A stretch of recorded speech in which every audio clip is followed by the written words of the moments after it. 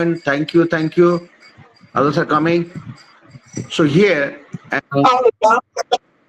yeah. So here, today I decided to teach you the block 8 because this is my last class with you.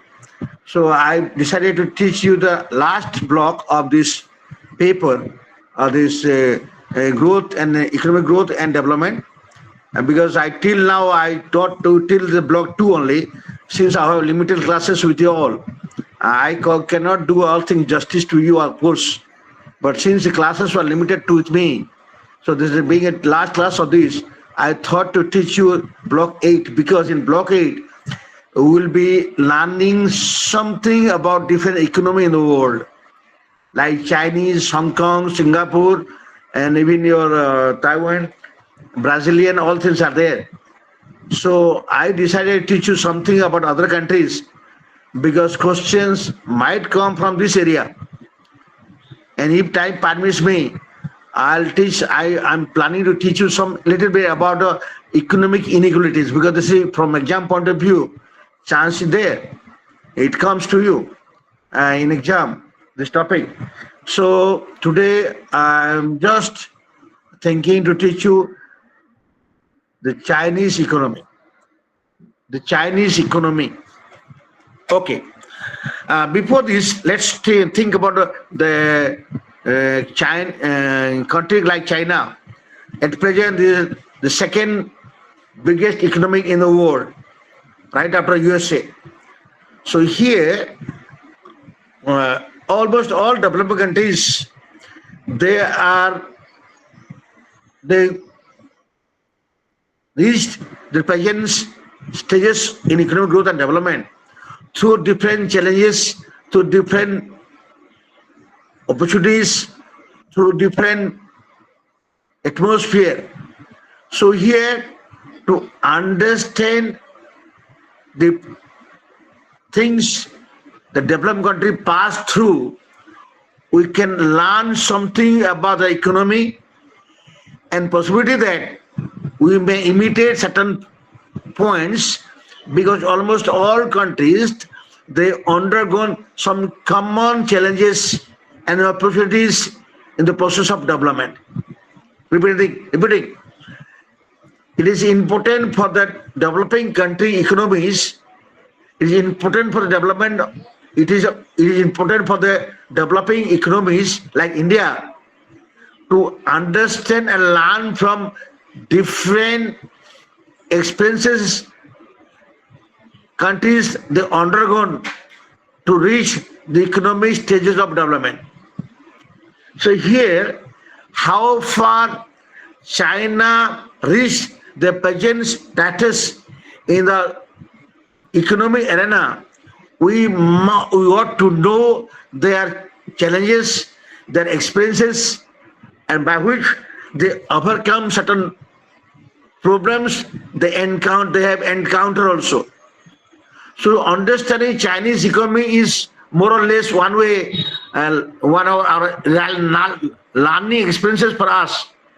We can learn so many things from the Chinese economy and we can put into practice in Indian economy also, because all the development countries are more or less have common features regarding challenges and opportunities.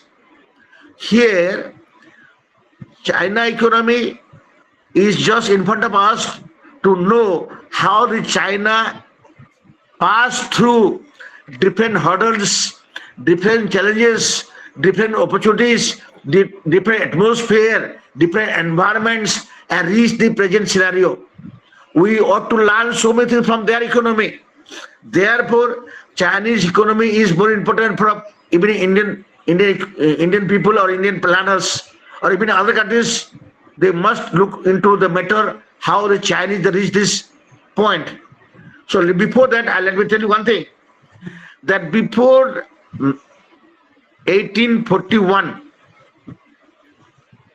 I made a mistake. Before 1911, Chinese economy was not that much strong also because of feudals, also dynasty rules are there in China.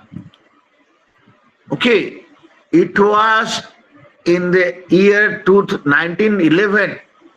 There was a revolution occurred in China called Xinhua Revolution.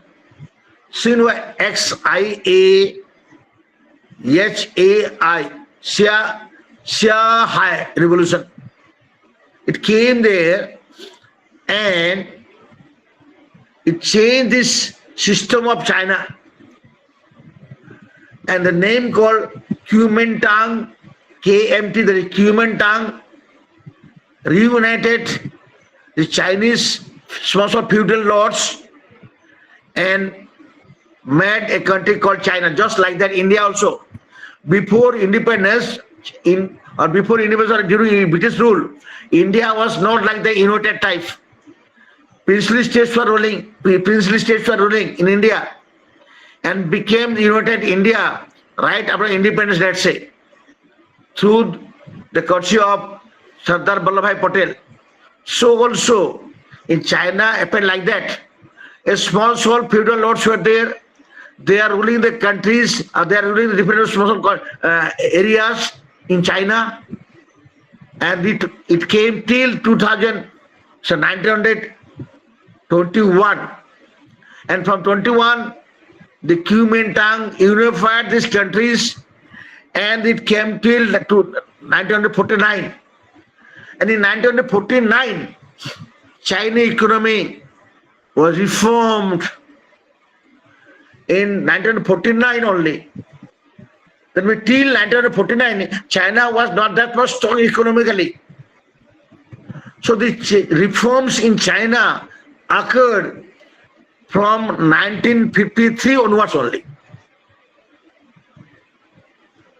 Our reforms in India, it came in 1990 only. Before 1990, Indian economy was closed economy. It's not that much open to market, international market. We had some control economy.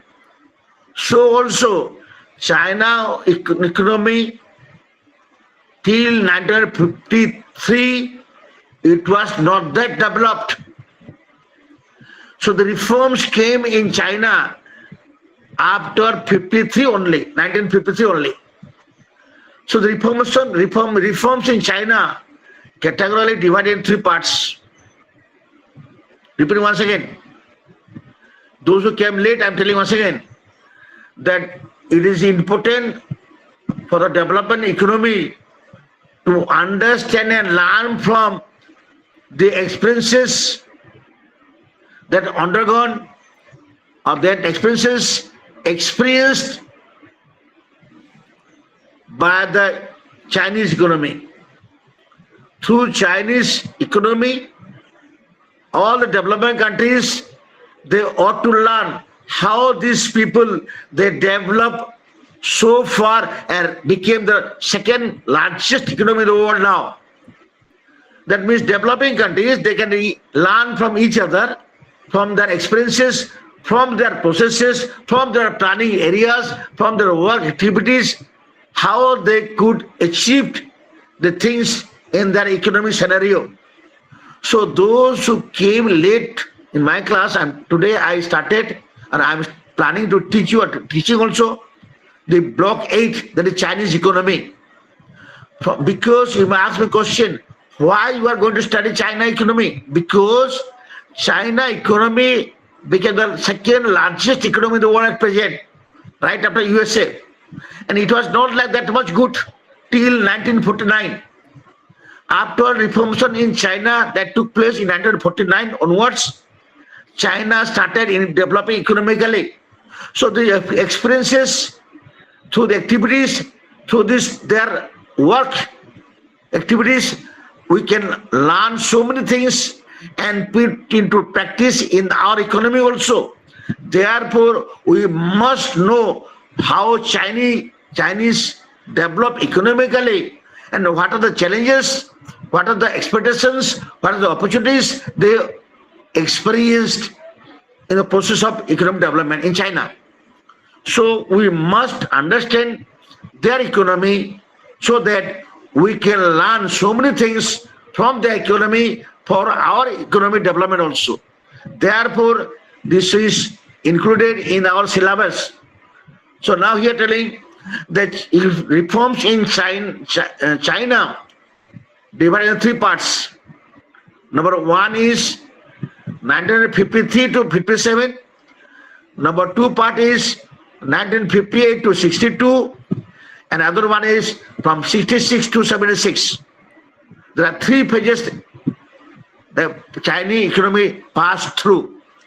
So the first year, that is first 5-year plan, it was enacted in 1953 in China. And there, the People's Republic of China, it followed the Soviet pattern of economy, the command economy, Soviet or socialist economy. They followed Soviet pattern, where there was a command economy. There will be a central body is there who commands or who directs the economy as a whole. So Chinese economy, they followed command economy from Soviet Russia that time. And here they given more priority to their industrialization. They given more priority to industrial development or industrial growth in China. The high rate of growth experienced in China, that is 11.5 that time. The first 5-year plan there in 1953, and the 5-year plan given more emphasis to industrialization, and all this industry became nationalized under the control of government. In China, they nationalized the industry. All the industry in China came under one platform, one command. All things came under government supervision. So nationalization of industry took place in 1953 in China. So the first phase, that 5-year plan was enacted or implemented in China. Secondly, the Great Leap Forward campaign started. The Great Leap Forward campaign started there. That means here a big push strategy followed. There is a big amount of investment injected into development of industry. That is called a Great Leap. Great Leap, L-E-A-P, leap. The Great Leap Forward campaign started in China. So here, first time the strategy of big push theory followed. Big push means a big amount of investment injected in the economy to develop industries in China. Movement of labor became restricted in China. Controlling of prices were followed. Prices of goods were controlled by government. In China, first time reforms came in 1953. 5-year plan was adopted, and the Chinese government nationalized industries in China. There was a command system. Government controlled everything.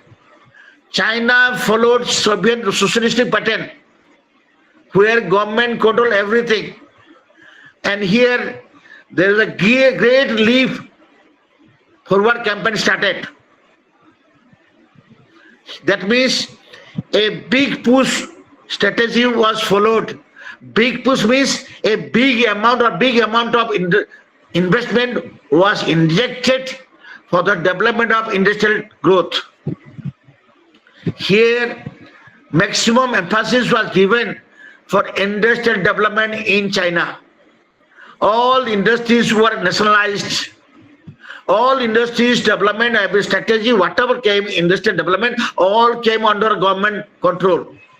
So China controlled even price also. Prices were followed by the government order. That means government set the price of goods. But there was imbalances in the economy in China that time. The agricultural sector was neglected.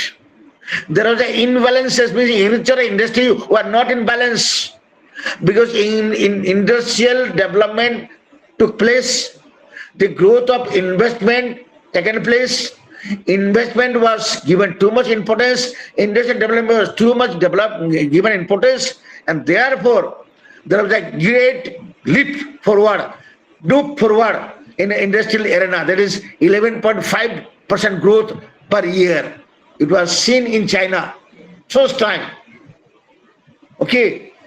Now the second phase started from 1958 to 62. But in one thing, the like Soviet,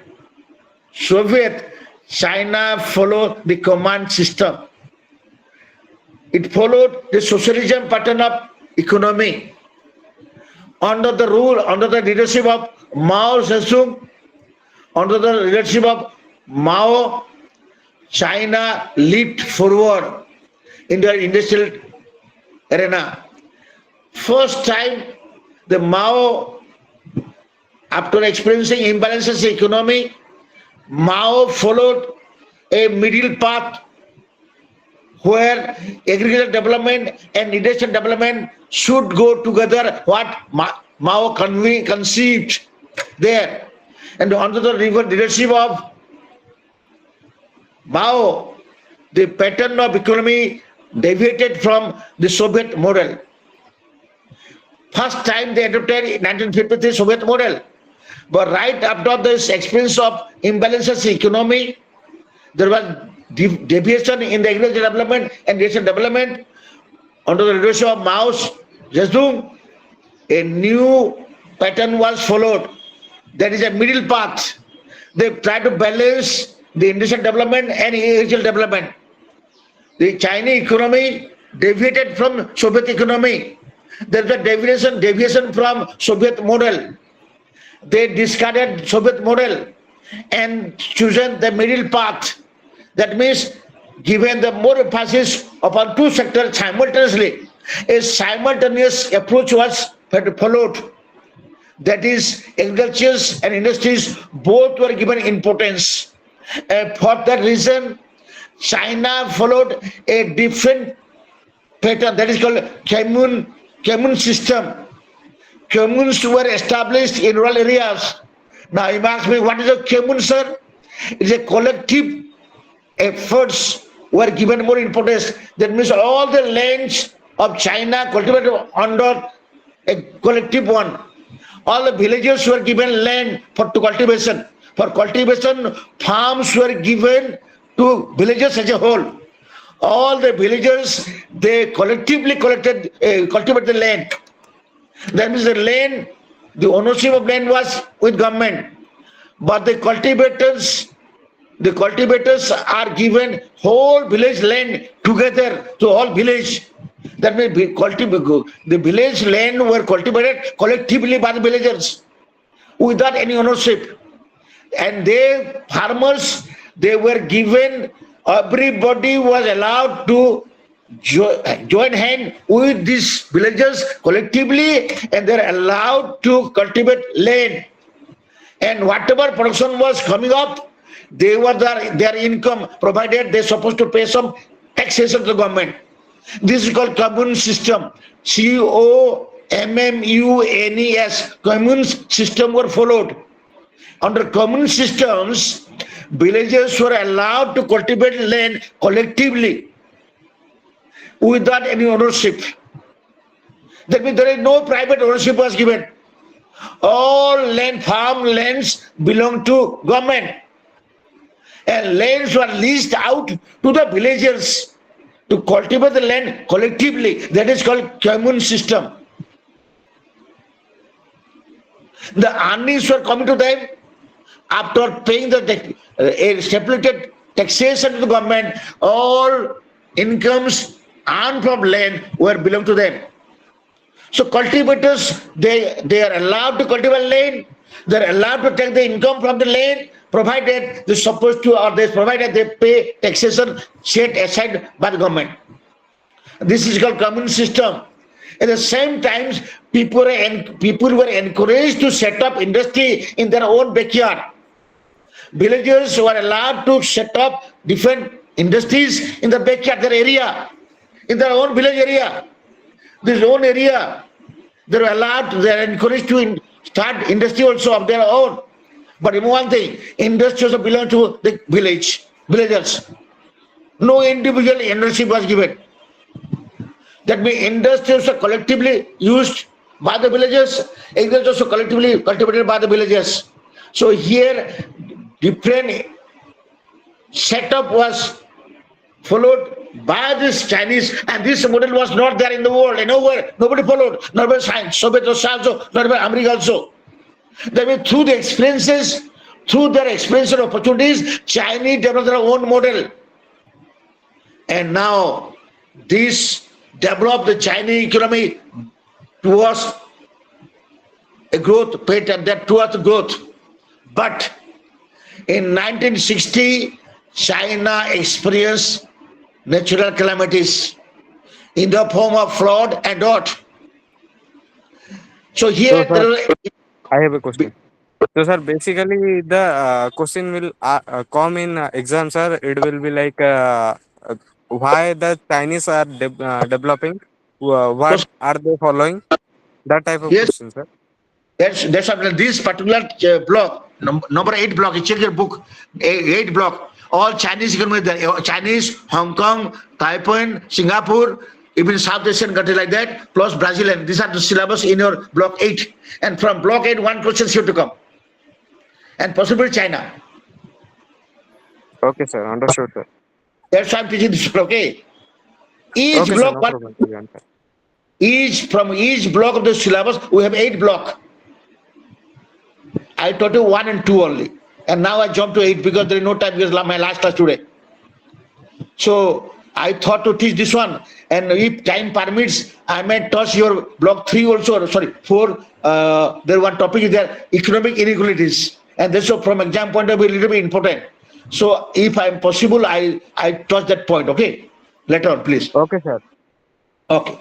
So here, this 1960, China experienced adverse weather, and for that the economy became slumped down a little bit. So here, Soviet, there is one point of weather problem, and secondly, the Soviet withdrawn its support from China. Earlier, China economy supported by Soviet Russia, Soviet Union, and after this 1960, now China experienced bad weather, adverse weather in the form of flood and famine. At the same time, the Soviet Russia also, Soviet Union also withdrawn its support to Chinese economy, and therefore China experienced a different situation after this after 1962, and therefore this particular period there was a phase of slump area in China, and now a new phase came up in 1966 to 26, 10 years. That is called Cultural Revolution. Cultural Revolution, and there the new strategy followed by China, that is called construction campaign. Construction campaign, that is called third front. A third front strategy was followed in China. Almost all area, everywhere, China followed to build up new infrastructure facilities like construction of road, bridges, school, hospital. All the construction started in China in 1966 to 76 onwards. And there was a social political revolution in India. A social political movement came under Mao Zedong vigorously in China. So there was a political struggle of even students, all they came. At that time, there was a big problem in economy in China also, that students, mass, farmers, all they came against this government. They came against the government ideology or communist ideology of China. The true communist ideology followed by Mao Zedong, and because of this, the farmers, workers, and industrial workers and students, all they came against this Chinese government strategy. And for that reason, a new reforms came in 1978 once again. New leadership came out. A new leadership came out in China in a full scale for economic system. A new thing came. Now agriculture's foreign trade and limited areas investment all taken place. There may investment not only industry, a small of area also investment took place. Foreign trade was open in China.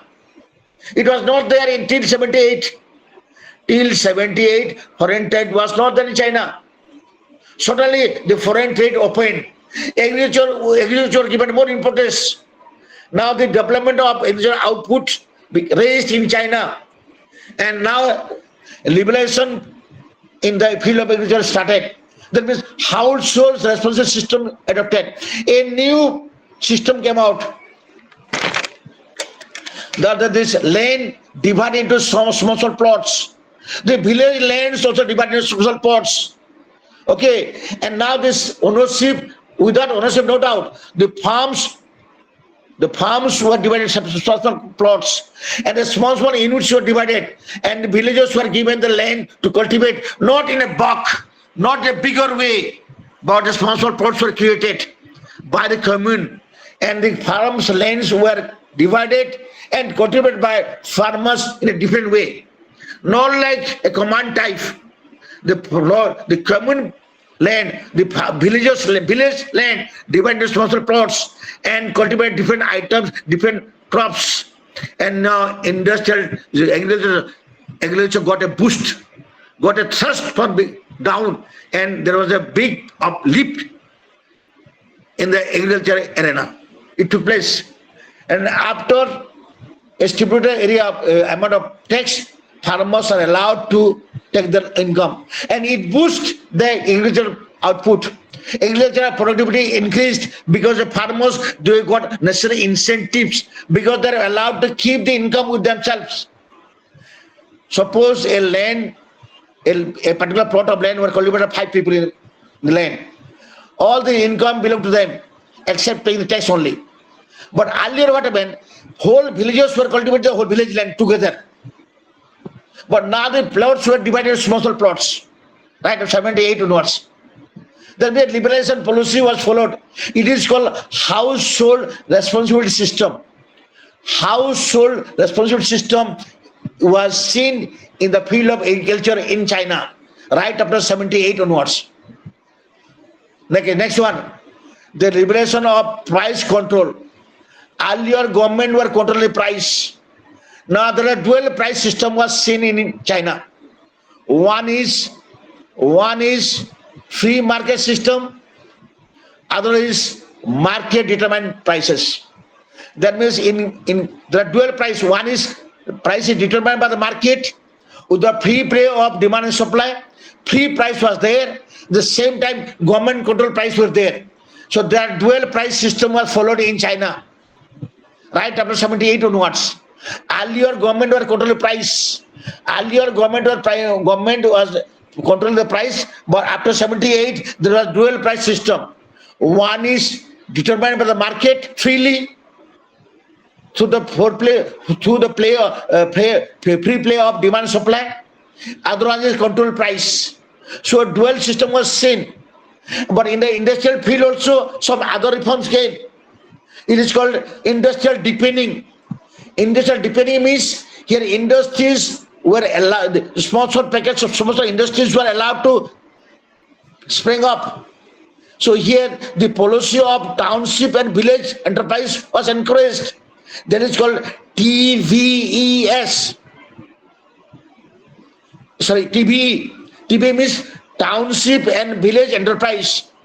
There were small villages, small towns were allowed to start industry of their own. They were encouraged. Land belonged to them.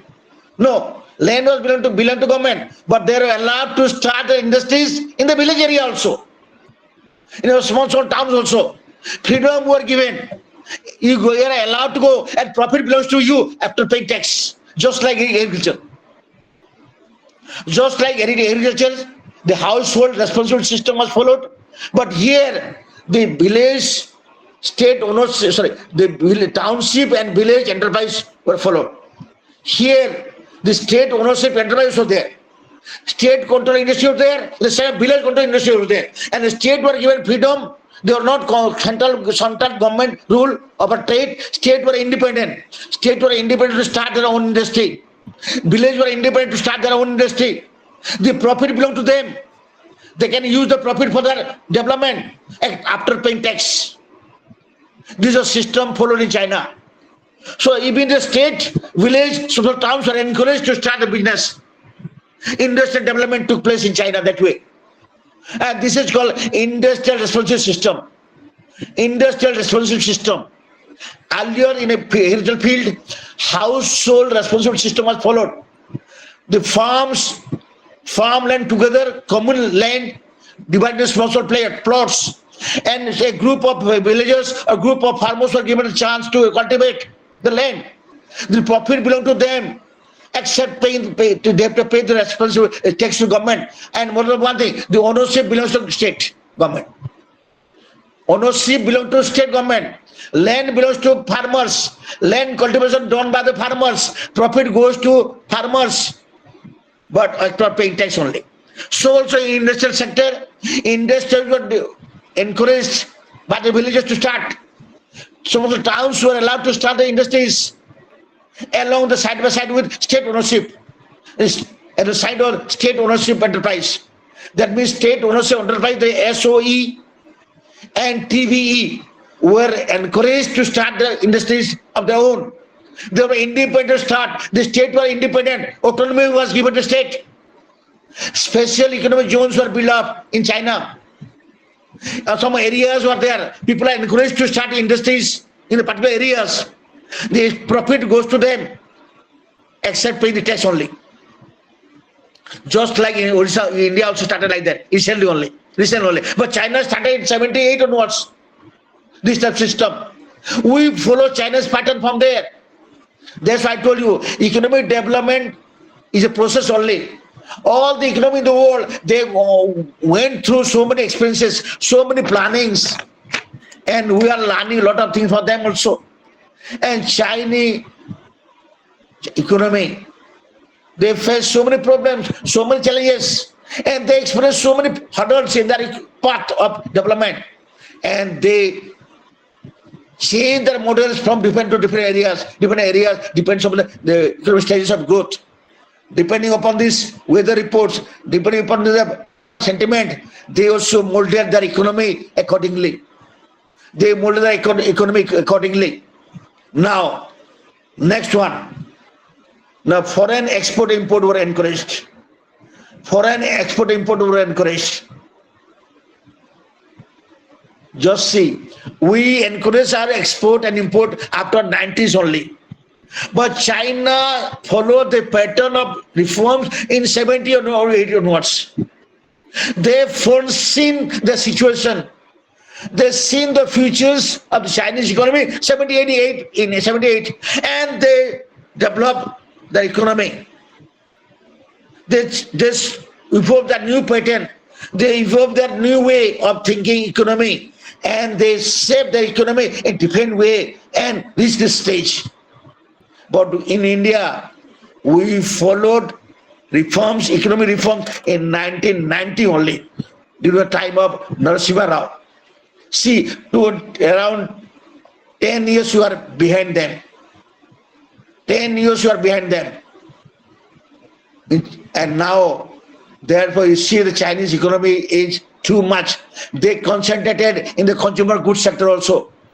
Every sector they started developing because villages were encouraged, towns were encouraged, state worked along with the villagers. They were encouraged to start the industries. They encouraged to cultivate the land in the sort of small plots. And this income belonged to them, no doubt, after paying taxation. Remember one thing, in China, individual ownership was not there. Is not there now also. Ownership belongs to government. Ownership of land industry belongs to government. But you are allowed to take the profit, achieve your own, after paying tax. This system was followed in China, still going following now.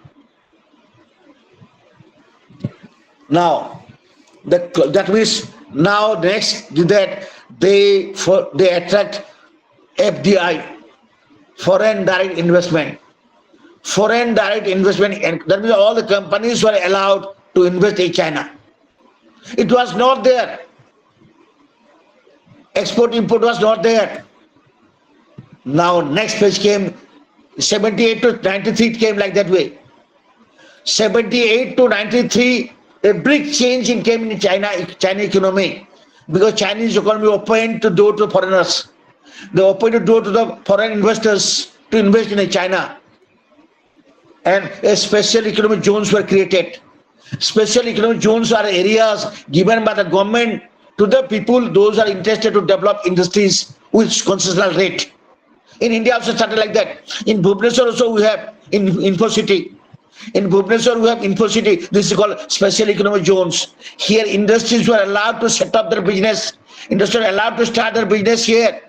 The land belongs to government, but they're supposed to pay some taxes to government with concessional rate. They were encouraged to produce the industries and for their own profit. It was called special economic zones. In Bhubaneswar, it is there. InfoCity. Social India everywhere there. So many areas are SEW, SEZ, that means economic special, social special economic zones were they created. It started in 90 onwards in India, but China started 78 onwards. See the difference. This pattern followed by China, and we are copied from China. It was not there in other areas, other countries in the world. So the Chinese, they created this situation, they created this type of pattern of industrial development, agricultural development through the experiences only. Through the experiences only. I'm giving an example to you. Indian people are wearing dhoti or gamcha, whatever is it, dhoti, whatever. They experienced the defect of the gamcha, the dhoti, and they started wearing pant and pajama. They experienced these problems of wearing this one. With dhoti, they cannot ride two-wheelers. They experience like that. Possibility I'm telling. So because of experience only, you can go for other stages of development. So Chinese experienced these problems. They understood the problems and they followed this pattern. And they became champion now in economic arena. We also follow the situation. We also undergo the same situations. Until 1990s, India's economic development was not there. Yes, we adopted planning in 1951 onwards. But our planning was a socialist pattern like Soviet Union. We follow socialist pattern. We close the door to foreigners. We close the door to our foreign investment.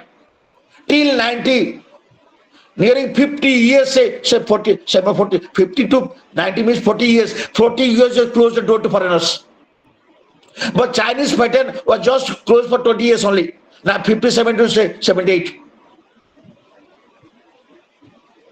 We were too late, but they experienced the situations and they molded, they changed their pattern of development accordingly. And they evolved a new pattern. Now the second phase came.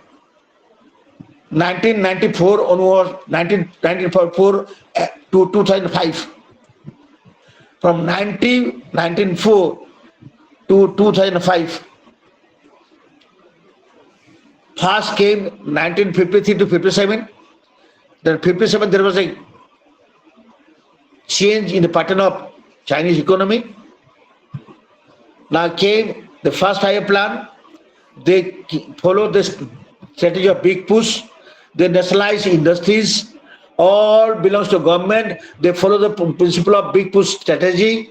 Restriction was there. Labor's mobility was restricted. All belongs to government. Price was controlled by government. It was like their command system. Now the next phase came 1958 to 62. Under the leadership of Mao Zedong, they followed the simultaneous approach. They deviated from Soviet Russia because of this withdrawal support of Soviet. This Chinese became independent from Soviet from economic point of view. And now the leadership of Mao Zedong strengthened this approach to augment the agriculture industry as a whole in China. And now people were allowed to cultivate the land collectively. People were allowed to cultivate the land collectively. Villagers were allowed to cultivate the land, the collective very commune system. And now the commune systems came. All the land belongs to government. Ownership belongs to government. But villagers are allowed to cultivate the land collectively, not individual. Individuals are not allowed to cultivate collectively only. It was Mao Zedong policy. And now there was the big change in economy in China. There was a big revolution in China. People were against government. People are against the government. And they went, workers, farmers, all are against. But once again, the cultural revolution took place. Because of turmoil situation are there. 4 years completely like that. From 63 to 66, 3 years. Now, from 66 to 76, the 10 years complete revolution will take place. Political, social revolution was there. Political, social movement was there. Once again, the Mao had changed the ideology. Things are changed. Came in China. Hello? Hello? Hello? Lakshmi Priya, anything? Hello? Hello? Yes, sir. You Sorry. can carry on, sir. Okay. So that means China developed a lot after other revolution came, other reforms came in 1978 to 92, so 93. And these particular phases of time in China changed a lot. They saw this public uproar. They saw this agitation and mentality of farmers and workers, and they changed accordingly. Now, once again, the farms, they were not given collectively, but the farms were divided into some sort of plots. Some sort of plots were given to farmers to cultivate. Farms, collective land was divided into small plots. And then the farmers were given chance to cultivate. Of course, the small groups were created. Small groups were created. Farmers, small groups, like cooperative system type in India. So small groups were allowed. Now lands were divided into small plots. The common land, the whole village land was divided into small plots, and small groups were allowed to cultivate land. The household response system was started in China. And so also the farmers were given encouragement to produce land, and they were allowed to take profit. They're encouraged. Farmers got incentive also to develop the land, cultivation land, and they got more cultivation of output, productivity in land. And that means agricultural industry balancedly moved. And once again, in the field of industry were given encouragement also. The villagers were allowed to start industry in their backward. Villagers are allowed to start the industry in their backward in the areas. Even the small towns are allowed independence given to small towns collectively to start up industries. Even state also started industries of their state autonomy was given. Like Orissa was given autonomy, Bihar was given autonomy to start their own industry like that. So China, all the states that became autonomy. They enjoy the autonomy power and they start their own industries. Here, the industry to the industry and agriculture simultaneously approach was followed. The Mao Zedong, under the leadership of Mao Zedong, the simultaneous approach was followed. The new strategy was followed, where all the industry and agriculture given due respect, and both industries and agriculture, they boost up their productivity. And now here once again came other point that came. What is the point now? They started this. They learned this one from Japan. They learned this one from Taiwan. The Japanese, they came forward in 1960. Japanese followed this pattern. They learned something from Japan. They learned something from Taiwan also. The laborers were allowed to move. The labor movement was not there. They are allowed to move here and there. Now systems have changed. Foreign export import encouraged. Exporters were encouraged. Importers were encouraged. And now the FDI was encouraged. Now, it came till 1933. Now, second phase came. There is 1994 to 2005. Here, reduction of tariff came. Tariff, TARIFF. Tariff. What is tariff now? It is a financial taxation, a system where imports and exports were charged. When the goods are crossing the custom boundaries country, or when goods are entering into the country's political area boundary, then a financial tax is imposed. A tax is imposed in the form of tariff. Tariff is a payment made by the exporter or importer when goods are moving out and in to the political boundary of the country. Like custom duties, we are telling custom duties, the tariff. The recent news is there, recent news. Now Donald Trump, after the visit of this Modi, reduced the tariff. That means when exporter of India is exporting goods to America, they're supposed to pay some taxation. If this American government is imposing more on tax, export of goods of India, the goods are very costly in America. So that means indirectly they are discouraging the citizen of America to purchase Indian goods. If tariff is raised by the American upon the industrial goods, exported goods of India, the goods become costly in America. Indian goods.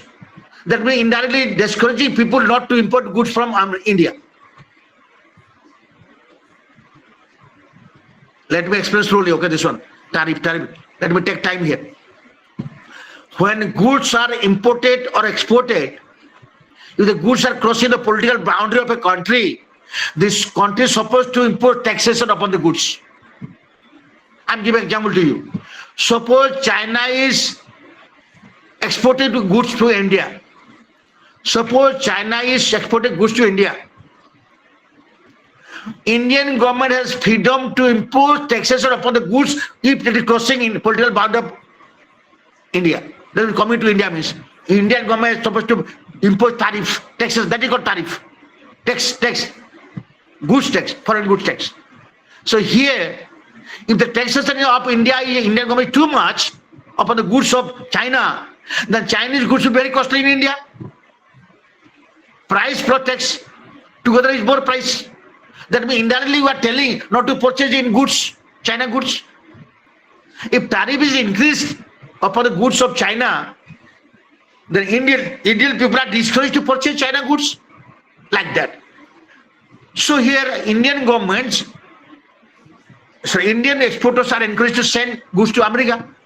So Donald Trump recently reduced the tariff of Indian goods in America. That means Indian exporters are encouraged to send goods to America. Recent news. So here in China, followed reduction of tariff. That means China government encourage foreign goods to come to China.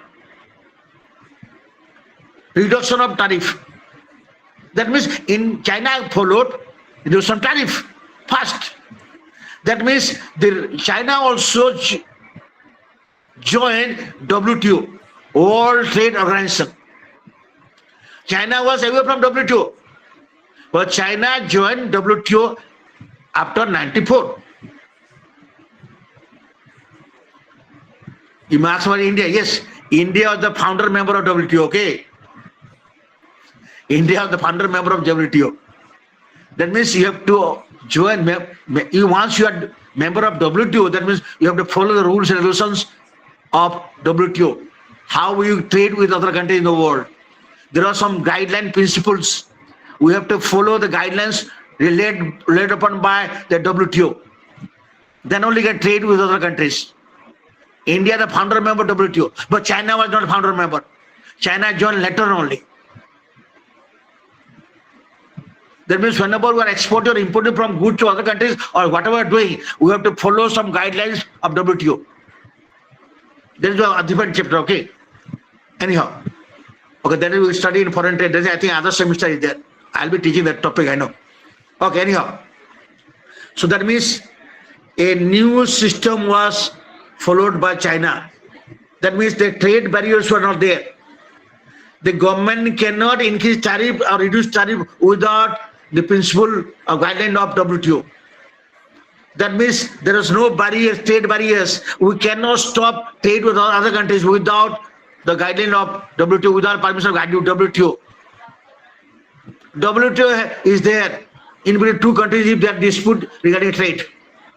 To settle the trade disputes, WTO is there. WTO settles the disputes between the countries regarding international trade. Just like UN. UN is there to settle the dispute between two countries in a political arena. Like India and Pakistan is fighting for the Kashmir, the political problems that is settled would be settled by the UN, United Nations. So also WTO is an organization who settles the disputes between the countries regarding international trade. So here China joined WTO. China joined WTO in 1904 only. Now that means a unified exchange rate was followed. An exchange rate was followed. At what rate the goods will be exchanged between the countries? An unified exchange rate was followed by China. What is exchange rate? The rate at which two countries' currencies were exchanged. I'm giving an example to you. $1 equal to 86 rupees at present. That means this is the exchange rate. At what rate the goods, currency of one country is exchanged with other currency of the other country's currency? At what rate? This is called exchange rate.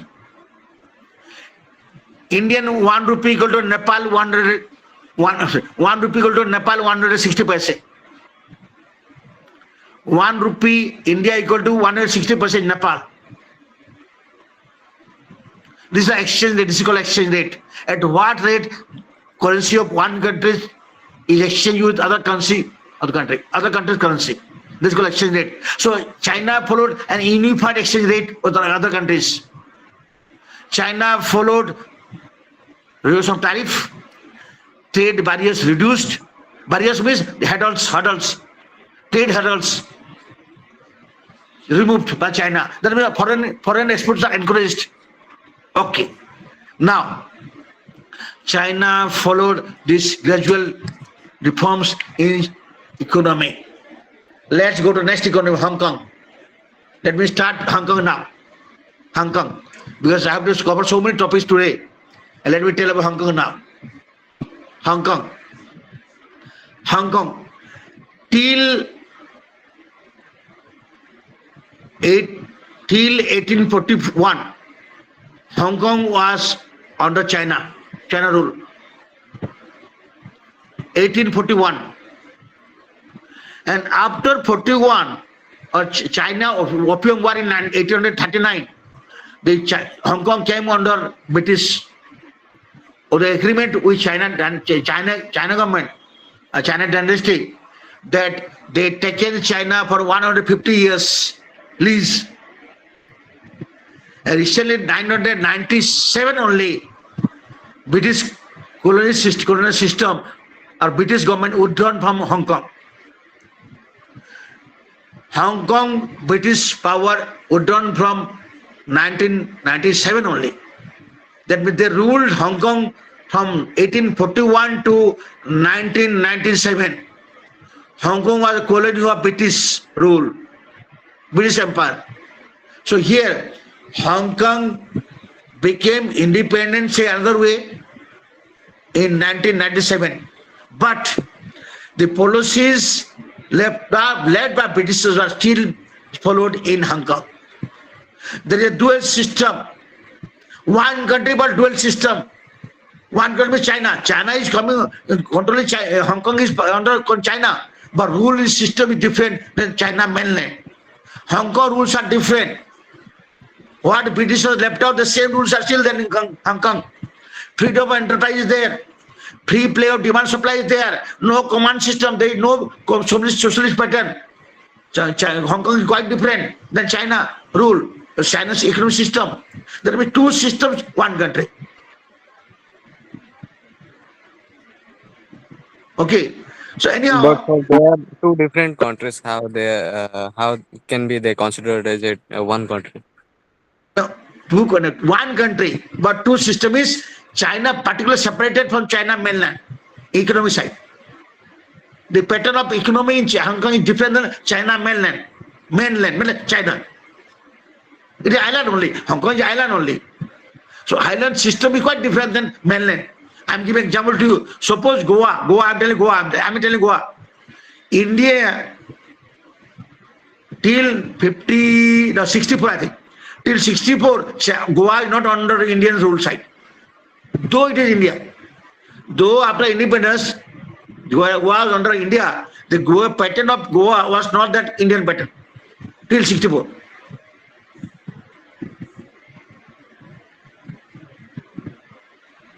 Hello. Yes, sir. But how can so there are how they ruled Goa? I'm telling you, the Hong Kong is now enjoying autonomy power, autonomous power, even under China. Now, after 97, when British people ruled this, left this Hong Kong, the principles followed by Hong Kong, earlier principle or during British era, still they are continuing. But it is coming on to China, no problem. China, that's why one country, two rules. I'm giving another example to you. I'm giving another example to you. I'm giving another example to you. Under 16th schedule of Constitution of India, Nagaland is different than India. You know that? Kashmir is different than India. These are the areas protected by their autonomy is given. Their own area system is there. We have all India Panchayat system. But Nagaland will not see Panchayat system. It's a village council system there. Different system. Even we are not allowed to go to Nagaland freely and move here and there. We want permission. Inland permission. I stayed in Nagaland, that's what I'm telling you. I have experience. Understood, sir. Hello. I stayed Understood, 49. sir. So, sir, if they are ruled differently, so the economic policy also different from us. I told you in Mizoram, your IPS is not allowed. Their own criteria is there. Mizoram. You know that? In Nagaland, their own government is more powerful than the central government.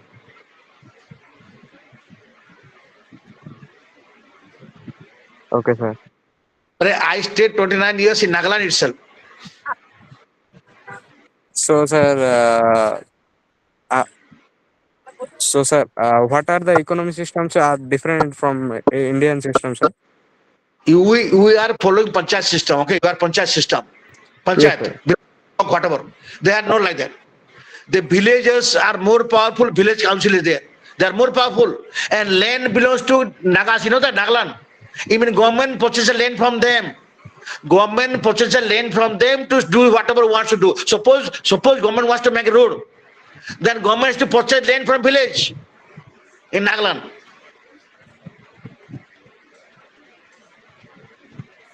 So, sir, basically everything belongs to the people. One way. This was agreement. Otherwise, they were not willing to join in India at that time, during independence time. Till now, there was a war between Indian government and Nagas that they don't want to join in India, in Indian Union. You know that? Now also. There's a revolutionary group are still there. There was agreement between government of India and Nagas. And one thing remember, they were paid central payment, central employee scale. They get salary. And all salary borne by Indian government.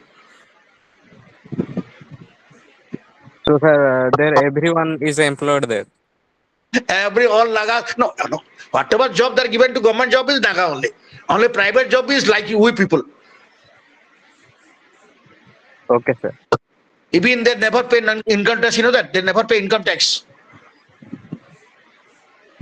So, sir, ruling parties are not there. Parties there? Parties are there. They are supporting BJP now at present. Okay, sir.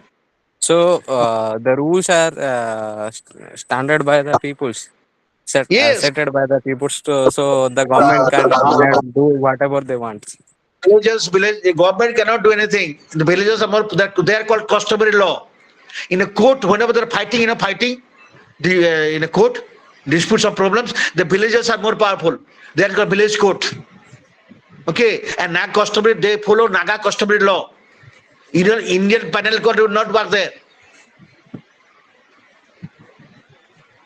So sir, they are living like a traditional way. They live in past. They are completely independent, okay, autonomous. Even those are working in government office, whatever, they use the vehicle as if their own. You know that. Here, government suppose you use a vehicle for your private work, then it will come in paper newly tomorrow, and they will suspend you. But Nagaland not possible like that. They follow their own way. Mizoram like that. Mizoram, Nagaland are like that. Even Kashmir like that also. Kashmir just recent, you are imposing so many rules and regulations, but their freedom is more than other state. Kashmir also like that. You are not supposed to purchase land in Kashmir. You know that recent till now. Nagaland also like that. You are not supposed to purchase land in Nagaland. You can say there are no problem, but you cannot purchase land.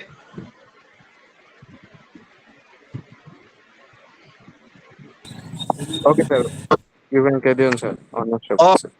like that. Hong Kong also like that, okay? Hong Kong. Till now. Who knows, it may extend to this system may go to other 50 years, they're telling. Other 50 years will go also. Till 2097, that's the thinking. Other area, okay? Anyhow. So, after this 1950 onwards, the textile sector developed in Hong Kong. Just see, 1997, British were there. But 90 till 1950 or no, till 50s, Hong Kong was not that much developed. But 1950 onwards, the textile industry was boosted up. Favorable tax incentives were there. Taxation were given concession there in Hong Kong. Freedoms of enterprise there. Individuals are encouraged to develop industry also of their own, like Tata, Birla, all. Hong Kong economy is quite different, just like liberal type. Liberal type taxation and banking system is very widely developed. In Hong Kong, the banking system was quite developed nicely. Strong corruption-free systems are there. Foreign people are allowed to invest their money there also. No public debt, nothing is there. Public debt is not there. No loan system, nothing. Hong Kong is free complete. No loans are there. But India, like Indian foreign debt, too much there, debt. But there are no debt till now. Anti-corruption measures are there. Means those anybody who is doing government rules against the rules, they will be punished. Strict rules are there in Hong Kong. Everybody follows government rules. Everybody is allowed to do that business with under principle only. Corruption system not there. Corruption is not there. Banking system is very widely developed. Okay. So, sir, basically, it's different from the America's system market. Correct. Freedom from business. That's why Hong Kong is developed one, in the world. All people are developed, educated, highly valuable. All are respecting the rules and regulations. No corruption is there. So definitely it will be encouraging matter to public.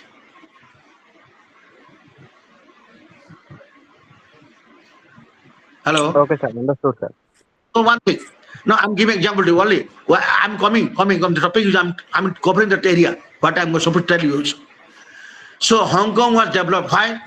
Because of sound banking system, because of corruption-free activity measures are there, because of foreign reserves are there. Foreign reserve means foreign exchange plenty. If you have foreign exchange plenty, foreign exchange means foreign money, foreign currency. Remember one thing, foreign exchange means foreign money. If you have foreign money is plenty, that means you are allowed to import goods from other countries easily. Because in case of international trade, you require foreign money. Without dollar, we cannot trade with America. Without foreign currency, we cannot deal with other countries in trade because they want their money in trade, international trade. They don't want your rupee. They don't want rupee because they want dollar. Dollar is an international currency. Dollar is accepted by everybody in the world. So here, suppose you have no dollar, you cannot deal with America in international trade. So foreign reserve is a must. Foreign currency reserve is a must. And foreign currency reserve means what? You have to export more. If you export more, then only can accumulate more foreign reserves or more foreign money. So export is a must. But Hong Kong, they have plenty of foreign reserves. Hong Kong highly developed because of industrial development, because of freedom of enterprise there, because of low tax system. Tax is very less in Hong Kong. Incentives are given. People are given natural encouragement to develop industry in Hong Kong. Therefore, industry has developed a lot in Hong Kong. sound banking systems, people are educated, education is given maximum importance there in Hong Kong.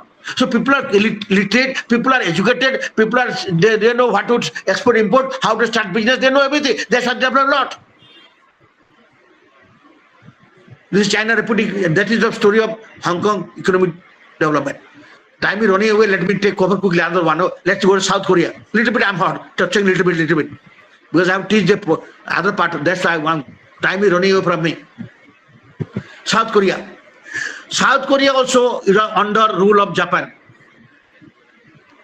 Till South Korea was under rule of Japanese. And Japanese, they use South Korea as if that is a base for them for fighting war with other countries in the world.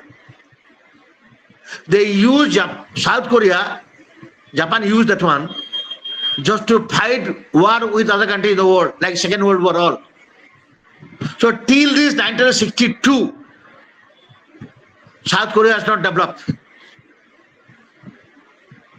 The one thing, till 1950. And after 1950, 53 years, there's a Korean War. The two part of Korea, they went for war. North Korea and South Korea. North Korea came under the Soviet Union group or communist areas, and South Korea came under the capitalist area, the American area. Korea divided two areas. North Korea communist developed, supported by communist bloc. Those countries don't believe in communism, and South Korea came under capitalist group. That is those who believe in capitalism. American group. So here, Korean War, after Korean War, Korea was divided into two parts. And because of division, because of partition, Korea became weak in economically.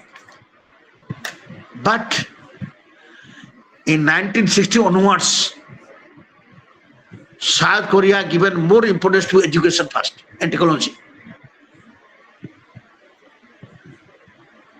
That means best education was given to Korean people.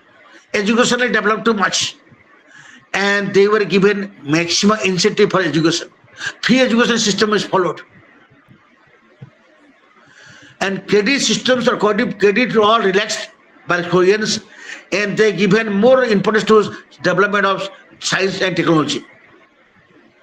Korea given more emphasis to science and technology through education. Research were given more due respect in Korea.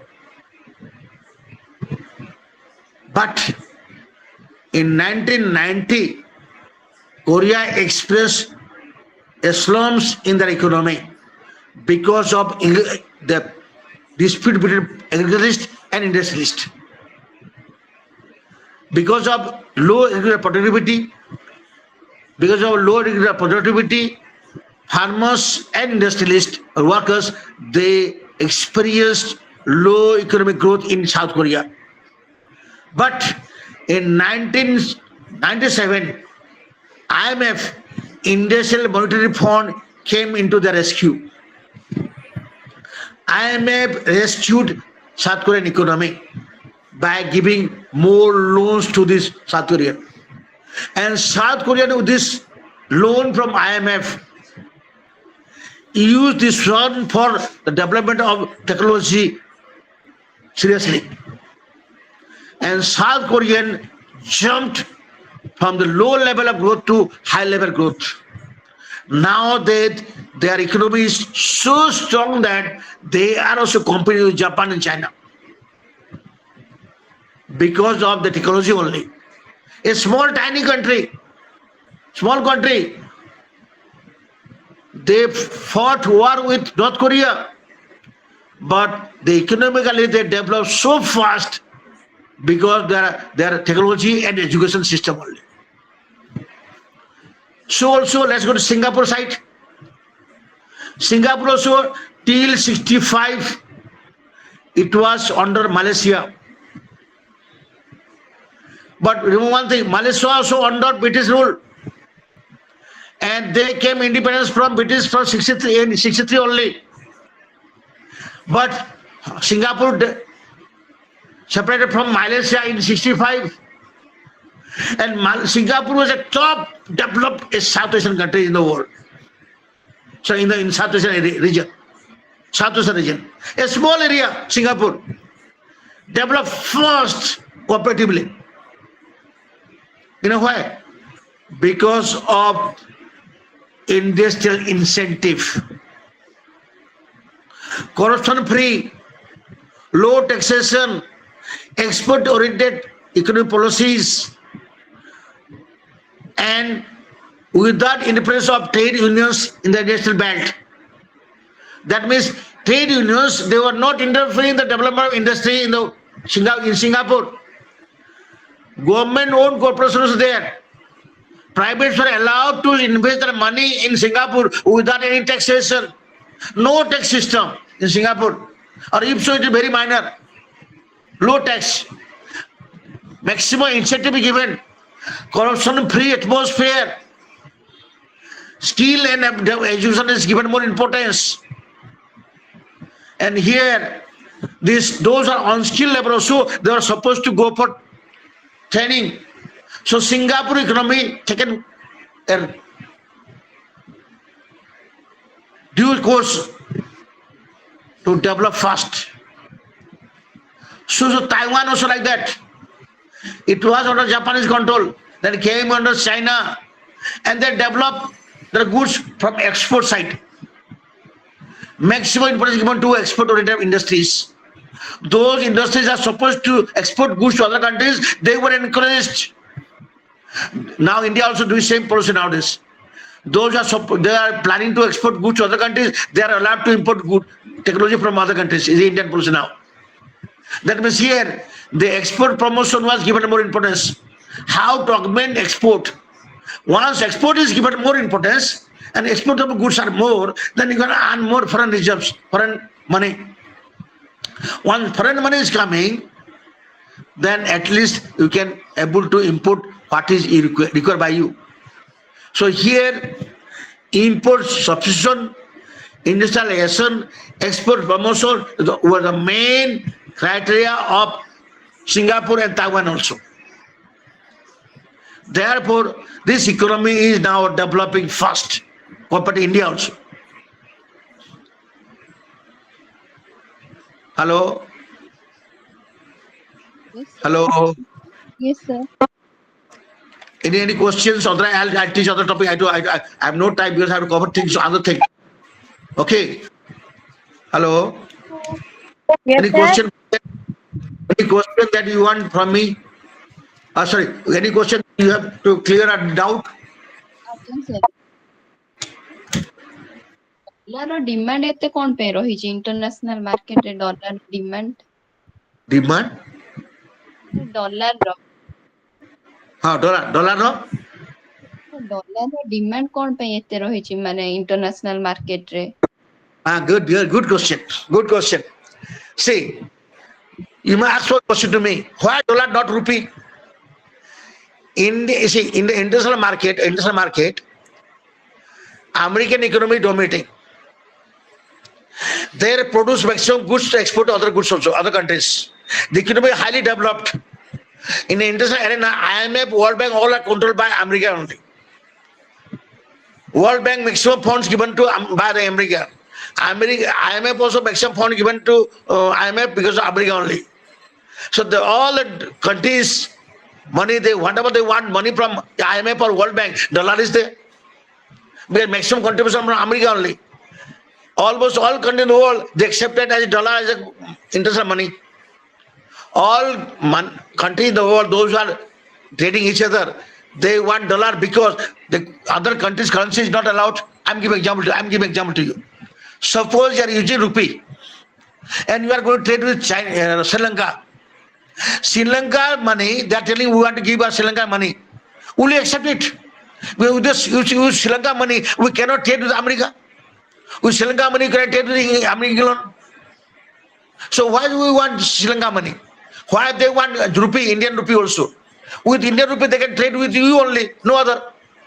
So international market, dollar is used by all countries because World Bank itself is under America. IMF is itself is under America. American give here, America people are dominating because they get maximum money there. They kept their money there. Loans are available through dollar only. In the old market, whenever you want loan from World Bank makes some money given by America only. Dollar is there plenty. Dollar is given. And almost all countries agreed that dollar is with some money. Dollar is demanded for that. Whenever you are going to import from other countries, they want dollar from us. And where will you get dollar? Without our export. If we export goods from other country to other country, then we want dollar from them also.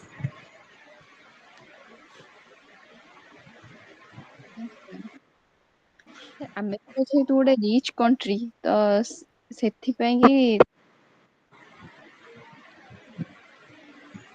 Ask question, please. Make it.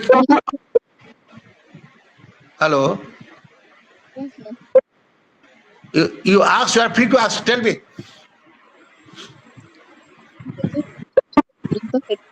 demand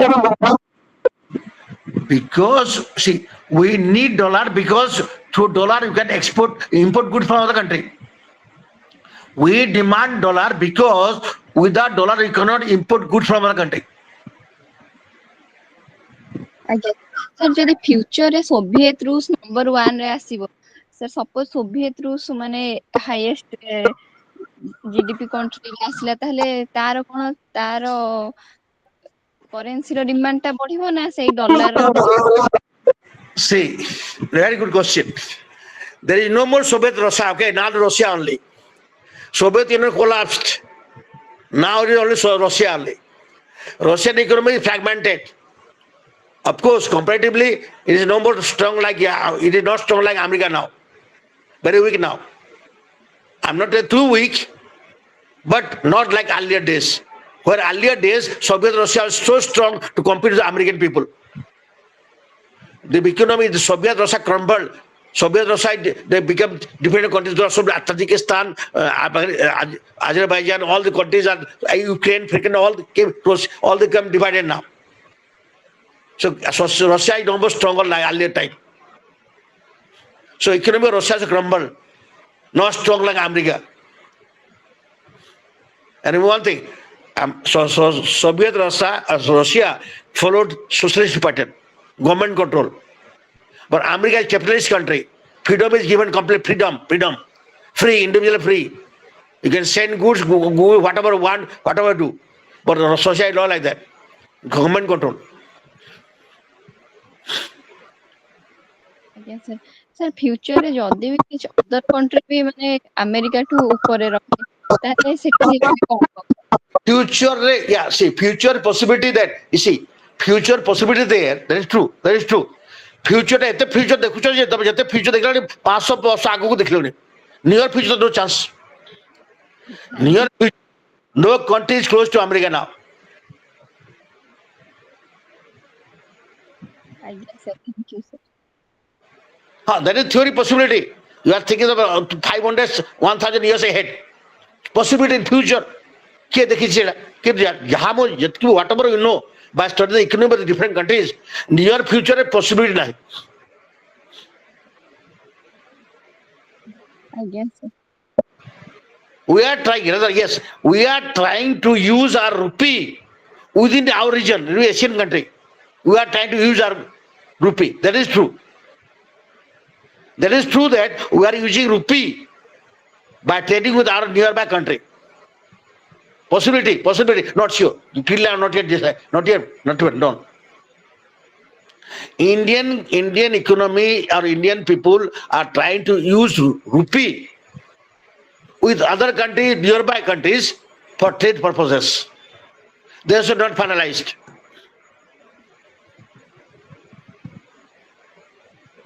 It is not. It also comes under political reason. You know that political problems. Give a small example to you. Small example. India helped Bangladesh become separate from Pakistan in 71. Now Bangladesh are against India.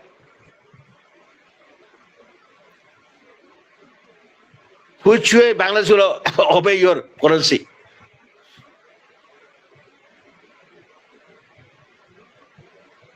to whom we supported earlier, to whom we supported everything earlier, now they are against you.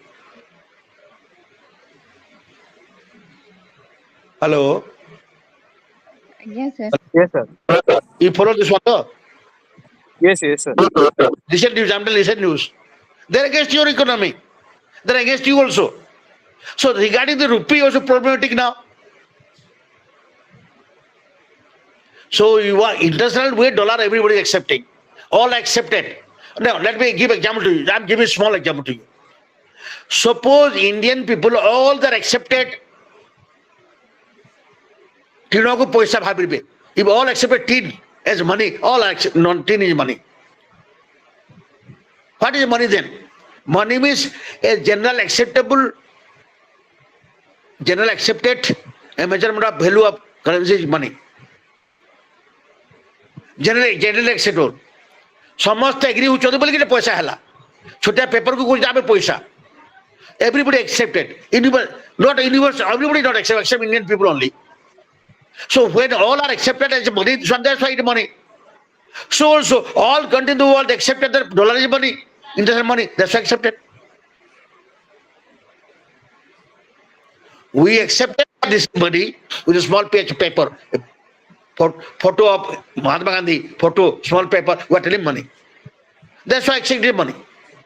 Suppose you all would accepted that Sankha could tonka, the Sankha money he go.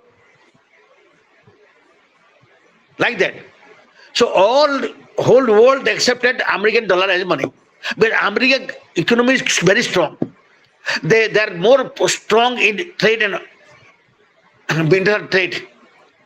So when jetki gohama utpadana karanti, they are throwing inside the sea, you know that?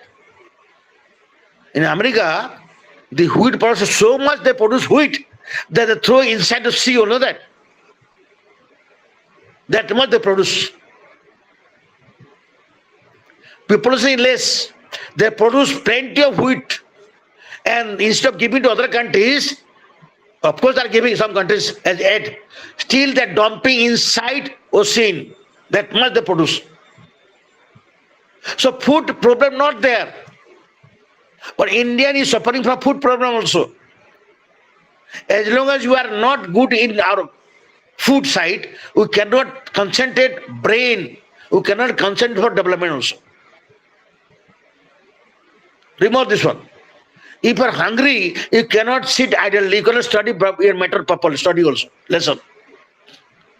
If you are hungry, economically you are weak, you cannot study better. Bhokore pathore kor path padibo. Bhokore. Their scientists are why they invented goods. Because economically they are not poor.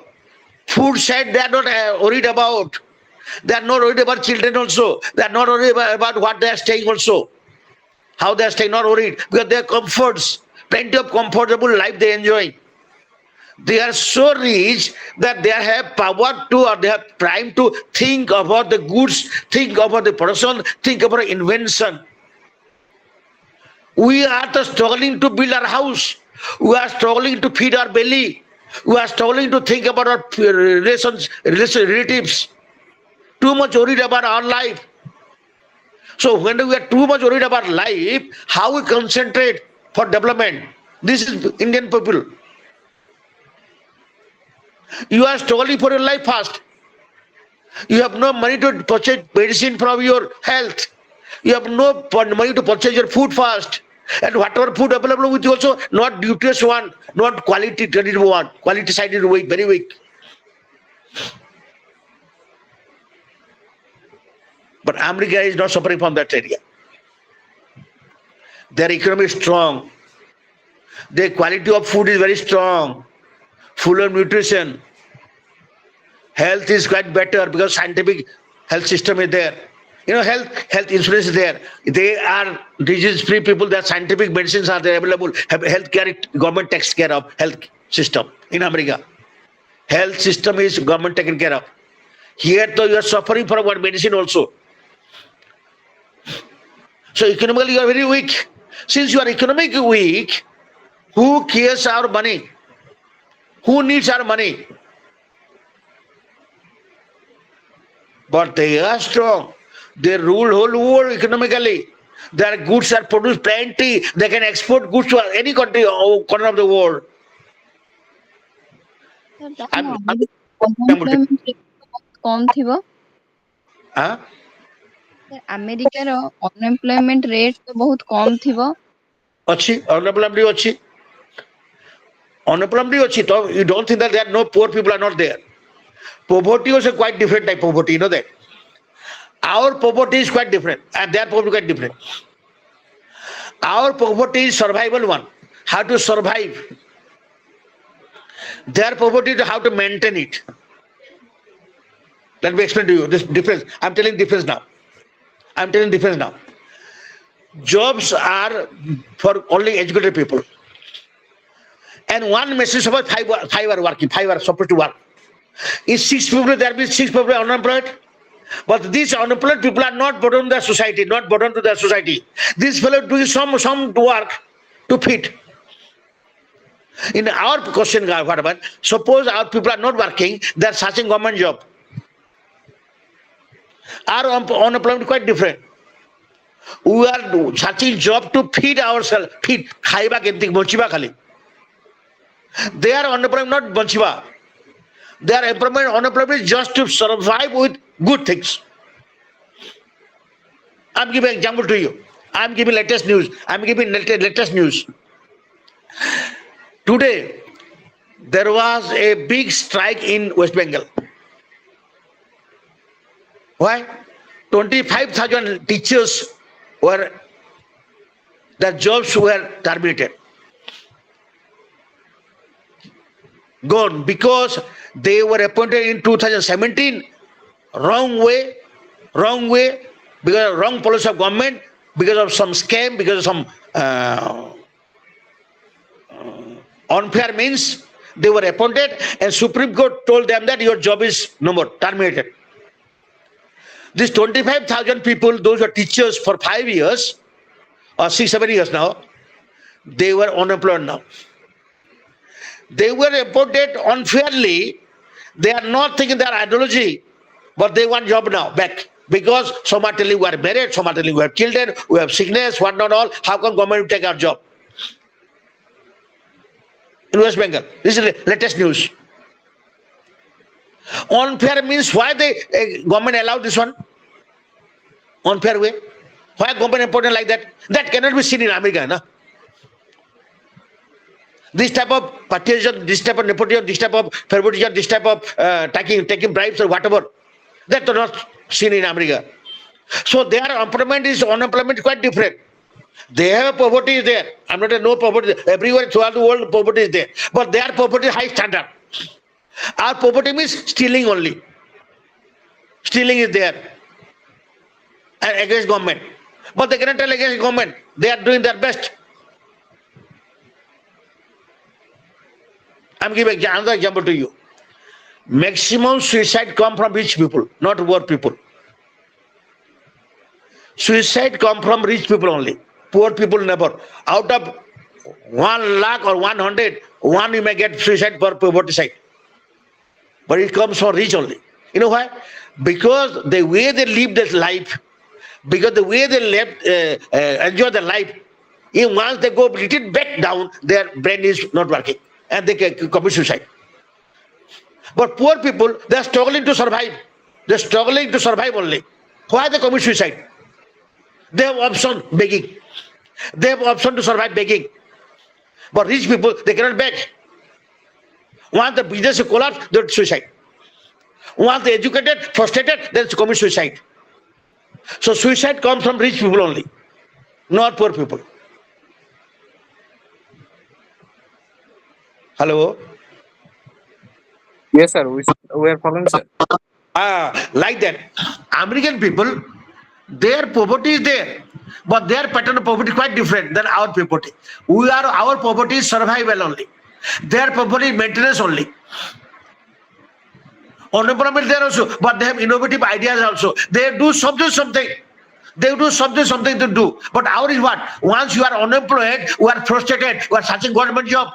Government has to do only for us. We never think about our life. You have potentialities. You have capabilities, but you never use this one. You are feeling shy. I'm giving an example to you. Some MBA students or some engineering students are starting their own business, selling bara and pizza. But Indian people, they are thinking that this is degradation of their status. Once you are a MA economics, you are not feeling shy to eat muri for price. You feel that you are postgraduate students, only pizza is good for you. Burger is good for you. This type of mentality is there. Mental problem is there. Once you are past MA economics and IGNOU, you are status oriented now here. You feel shy to go for lower job. Lower industries you don't want to start with. But they are the feeling not that much. Even if you are highly qualified, they wear half pant and go to jungle and do cutting tree.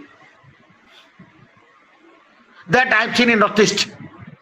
Northeast India, people are educated, but they will never mind to even wear gamcha and go to jungle also, cut tree. They don't mind to clean their latrine also. They don't mind to help others also. Northeast people are that way educated. The mentality is not there with status. But this side here, status oriented, we are status oriented. Once educated, we will feel shy to start a small job also. I often come across in some newspaper, some students after BTech or after MBA, they started some selling dahi bara also. Very good, welcome. This type of job, how will get out of 1 lakh or 1,000, only 1 or 2. But foreign countries like American side, not like that. There for the mentality is mental problem is not there. So their poverty is quite different than our poverty. The rate of development that side better than us. Anyhow, this much let me touch other topic, okay? That is called distributed growth. This will sure to come in exam. Whatever I'm going to teach you now, other parties, please bear with me. This is block 2, unit 7. Yes. I have one question. Yes. Yeah, please. To change our society's mindset, what should we do? Means we the educated people, what should we do to change the mindset? That one you said no, that if we educate more, then we think that this is lower work, this is higher work. So what should, as an educated person, what can we do that we can change the society's mindset? Forget about society. First, you change yourself.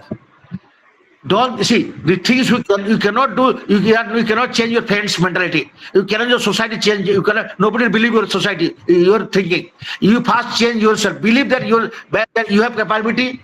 Believe that you have potentialities, and use your capacity and potential to the fullest. Use your capability. You first start with your own way. Gandhi never changed others. He changed himself first. He was a lawyer.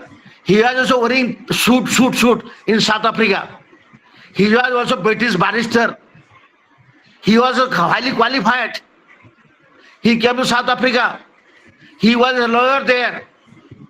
He was wearing suit also, suit tie. He was wearing tie and suit. He first changed himself. Then people of India followed him. He joined with people. He changed himself. He changed his dress also. He changed his thinking part also. He changed his food habit also. Everything changed. Then only people believed him and followed him. First, you start with you. You cannot change others because they are not under your control. First, change yourself first. That is my answer only. Okay, thank you, sir. Good. Okay. See, Namita, I am telling one thing to you. This is a very good, interesting point. If you want to make yourself better, and if you feel the others will respect you, first change yourself. You do good to others. Let others follow you. But don't order others to follow you.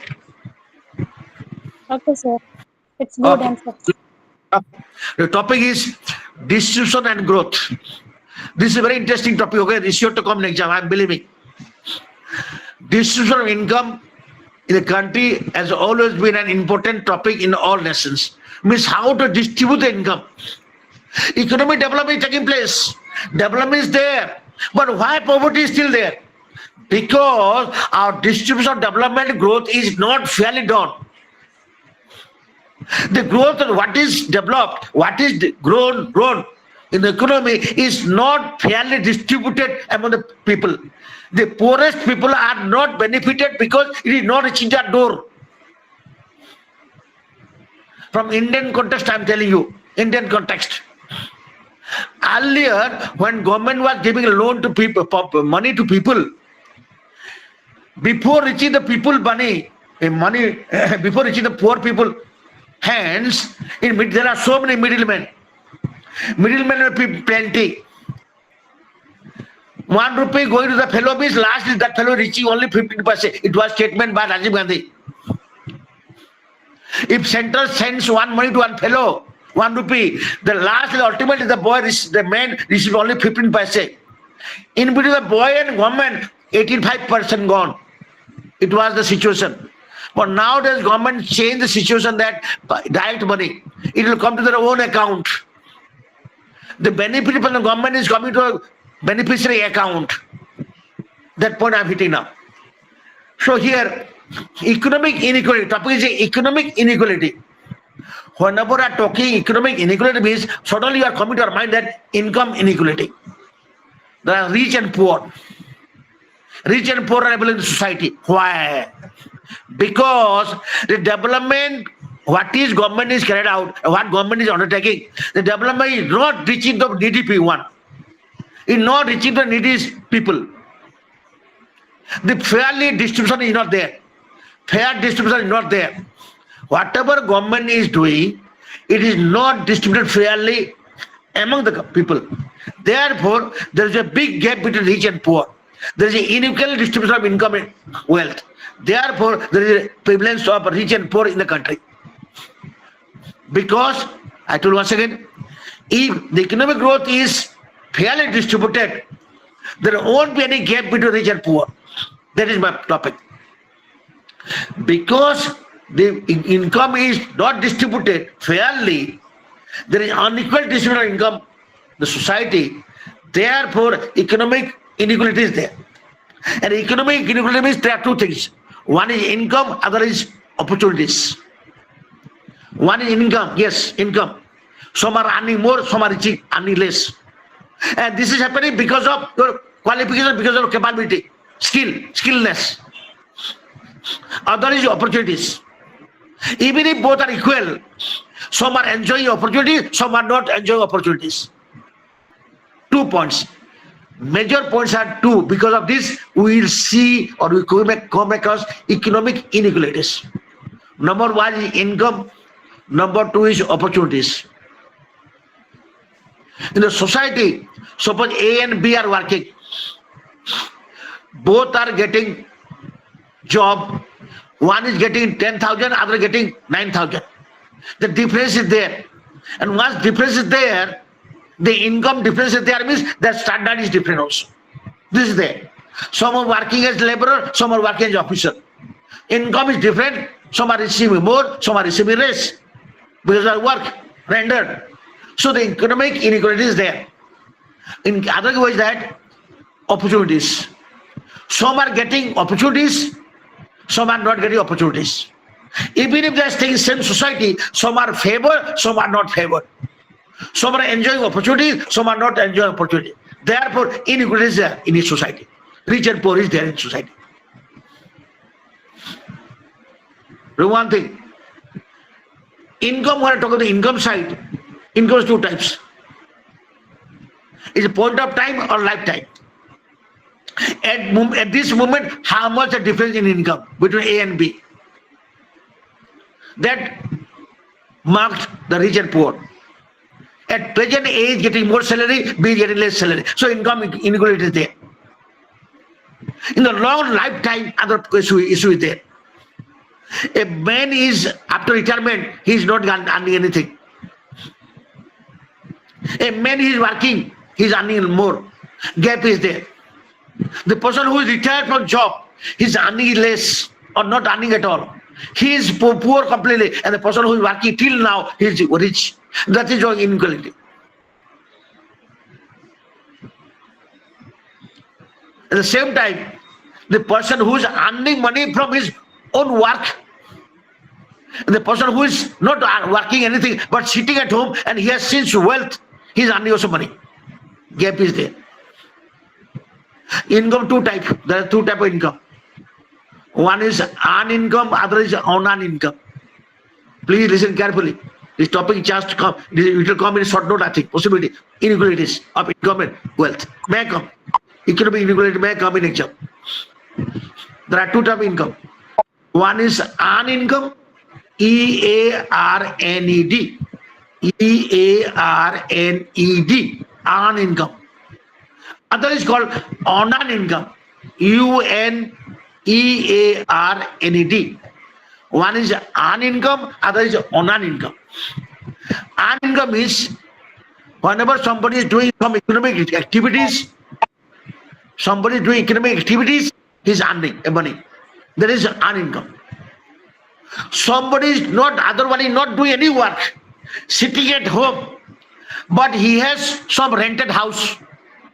He has house and given rent, and he's earning from there. That is called unearned income, because that income comes from wealth.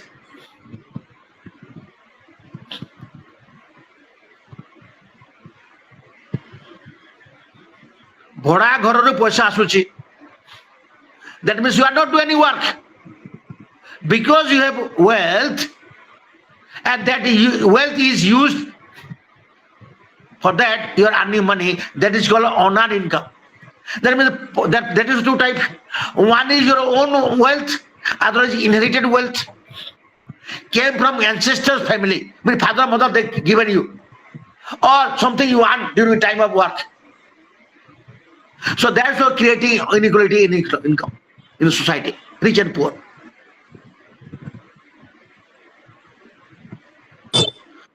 Here, how to solve the problem? How to solve the problem? Measures of inequality.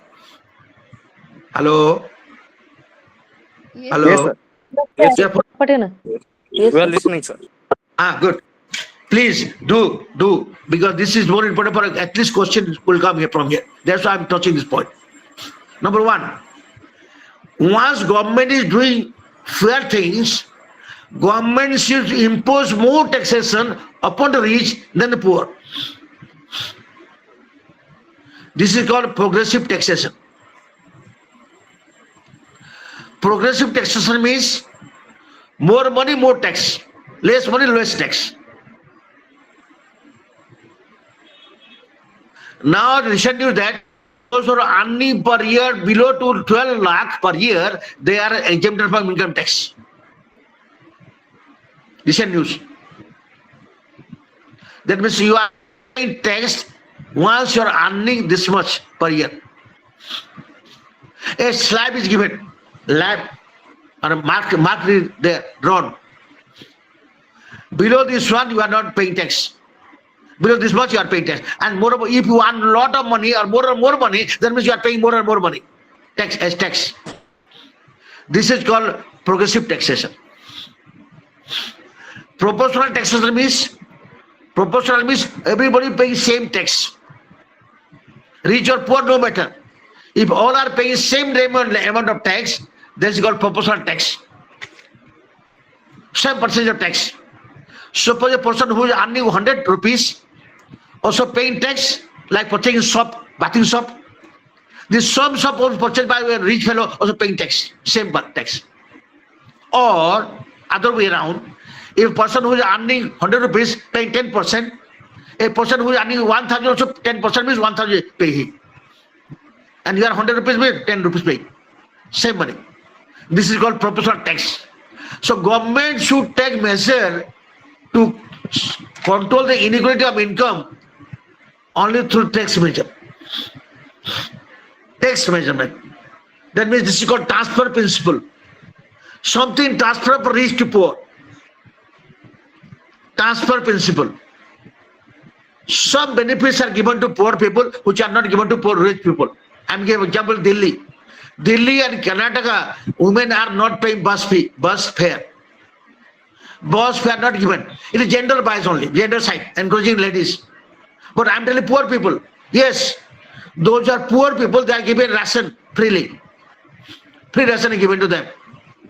BPL group, below poverty line. This is one time measure. This is a measure against inequality of income and economic inequality of income. Government has to follow certain measures through principle of transfer, that is taxation, like progressive taxation.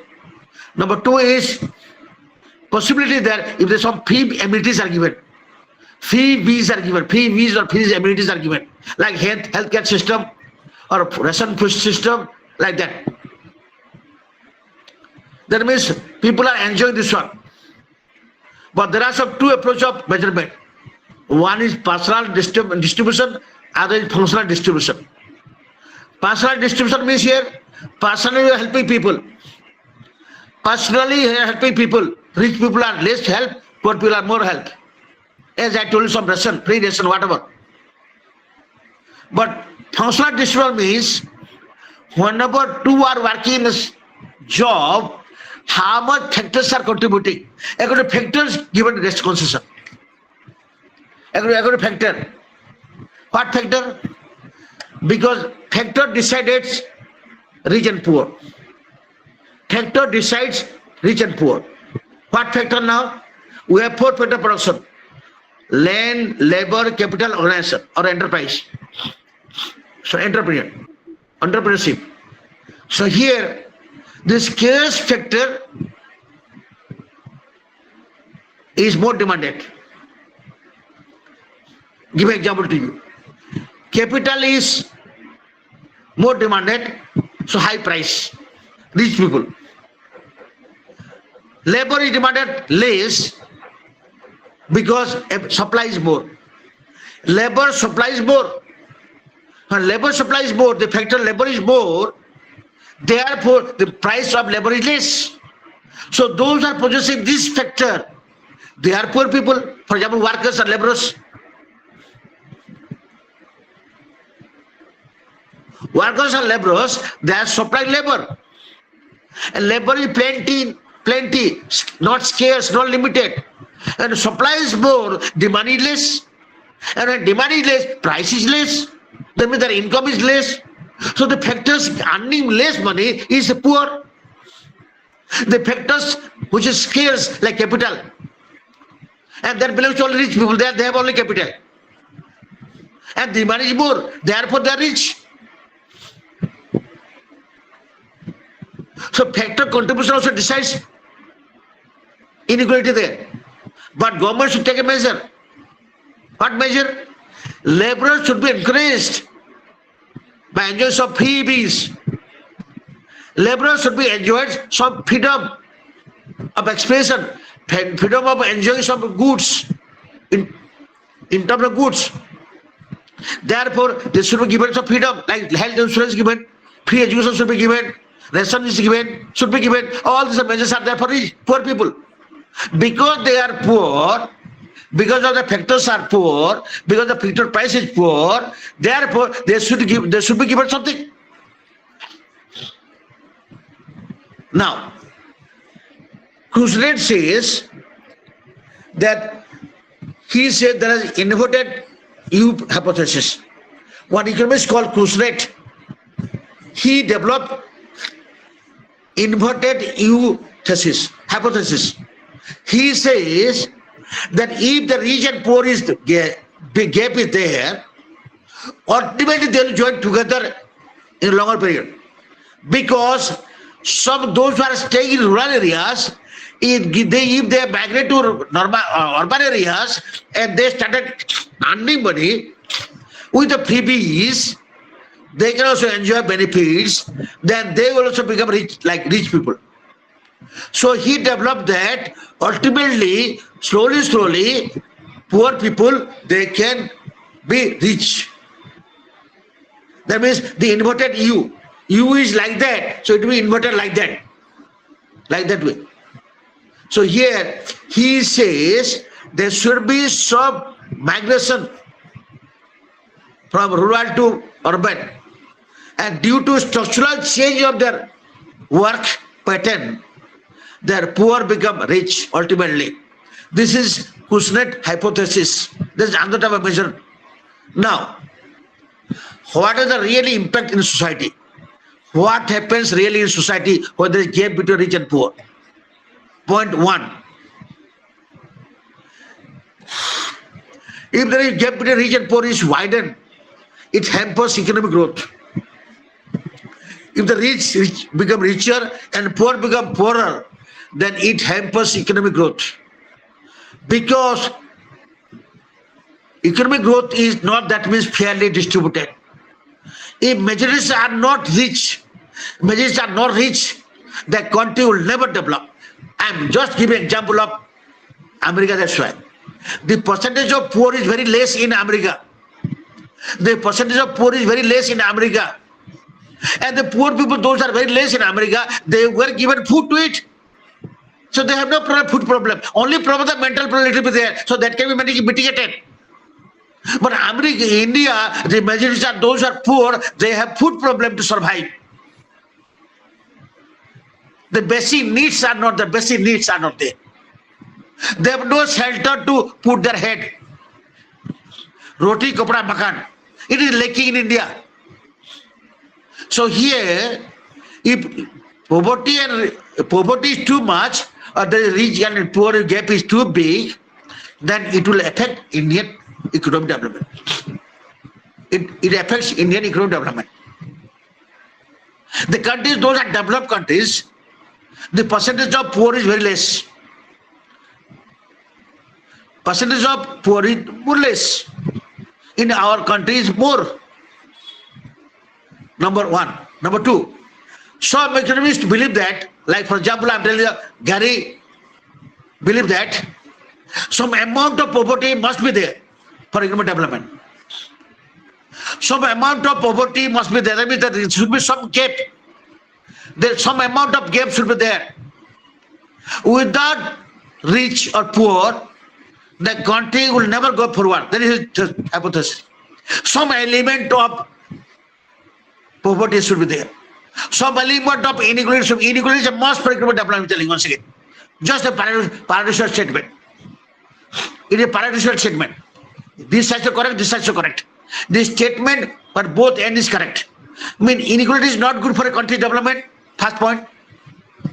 Inequality is not good for a country development. At the same time, some amount of inequality is there for development. I'm giving example to you. If there is no rich man, saving will not come. If there is no saving, investment not there. If there is no investment, there is no employment, there is no production. At the same time, if there is no poor people, laborers are not available. Laborers, workers are required. Both are required. But the amount of poor or inequality should be minimum. You cannot arithmetically make it complete zero. You cannot make everybody equal. If everybody is equal, the country will never go also. That is what point. There is a point now. Economists believe that some amount of inequality is a must. Some amount of inequality is a must for economic development. I am giving an example to you, our real life. A rich fellow wants somebody to look after his house also as a guard. A rich fellow wants driver also. Poor fellow will be the driver there. A rich fellow wants some gardener also, look after his garden. A rich fellow wants a babysitter also to look after children. A rich man also wants one dry cleaner to clean his clothes. A rich man also wants one cobbler to polish his shoe. Rich and poor must be there. Inequality is there. Inequality of income and economic inequality should be there. Otherwise, the country will not develop. The amount should be minimum. The amount of inequality should be minimum so that the country will be developing more and more and more. I'm giving another example to you. Nowadays, when government is given free ration Labor are not called, agricultural laborers are not available. People are getting ration, then why they go and work for other field as cultivator? Nowadays, getting laborers are not easy nowadays because laborers are also getting freedom of choice. Since they're enjoying free ration, laborers are not willing to work for you. Why they want? Because food is sufficient. If food is sufficient at home, they don't want to work for you. This example vividly in India also. After in Orissa also. In Orissa, agricultural laborers are not available. Because why? Because freedom of choice is given to the laborers. They can come, they may go. They may not come also because food is sufficient at home. Ration is given. If food is available, why they come and work for you?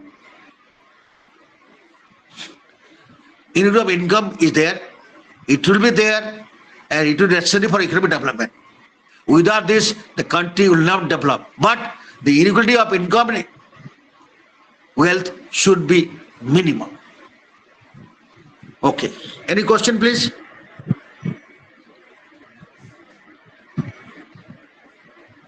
Hello.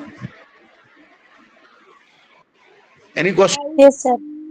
No, because you see, I have last now. I'm just in the verge of finishing, and now it's my last class with this paper this semester.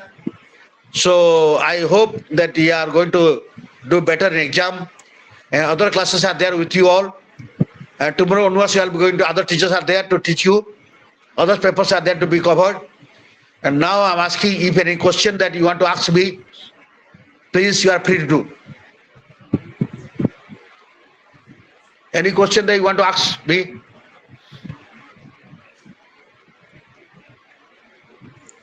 Excuse me, sir. Yeah. When there was MEC-101 and MEC-102 was running on this link, no, I was not there. So I want to, how can we take these classes? Means, is there possible that I No. can get these classes? Class, so the teachers, they are engaged in other paper now, or other semesters. See, you are first semester now. Your first semester doesn't mean that after a class I will not take other class, because we will go for other semester.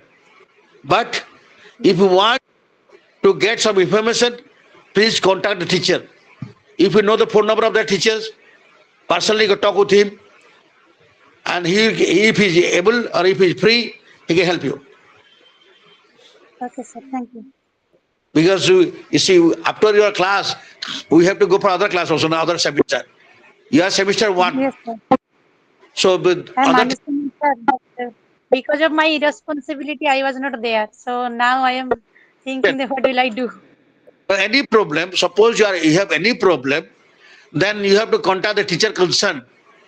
And this is their obligation, the areas where teacher, that depends on teacher also. If they want to help you, that is their work. Okay, sir. Any question, please? Like Ludu, Surita, Archita, Upasana, Sagarika, any question?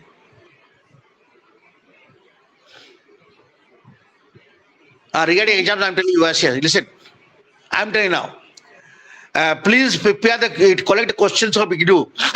IGNOU question. You collect and at least you see the question of 2023-21. Because you are appearing 25 exam. Okay.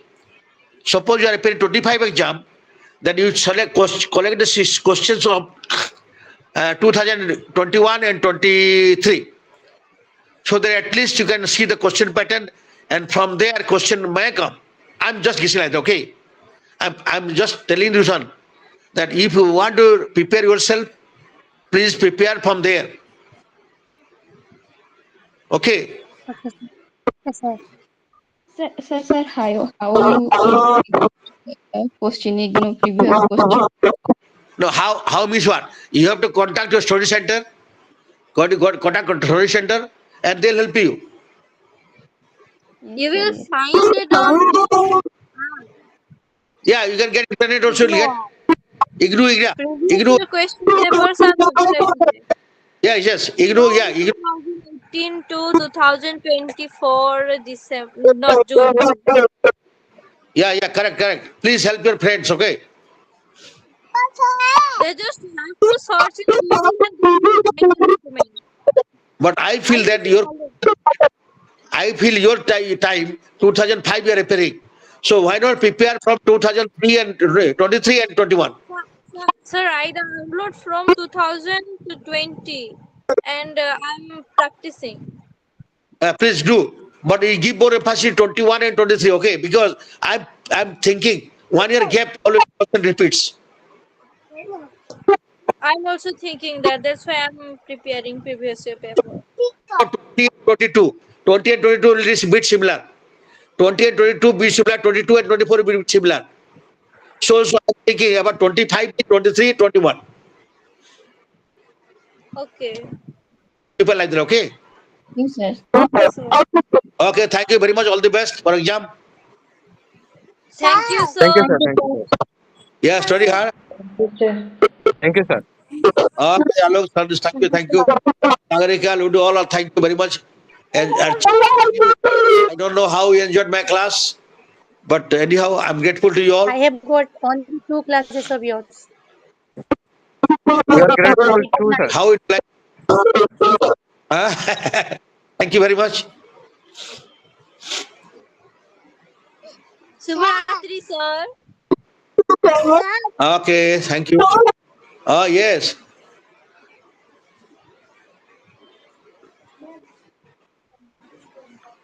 Okay, Yeah, thank you.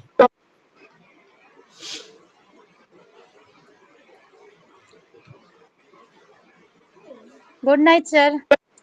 Bye, good night. Thank you.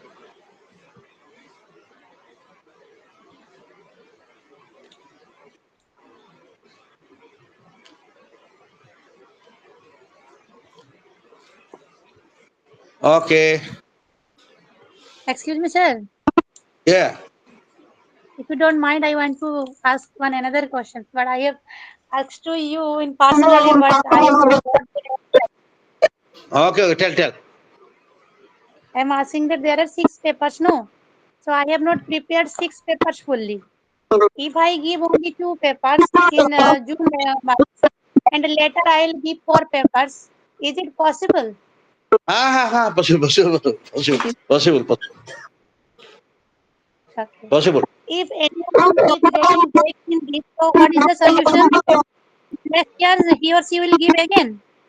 Listen, your time is given within the area, you have to cover your course. 1 year, 2 years, there always extra is there.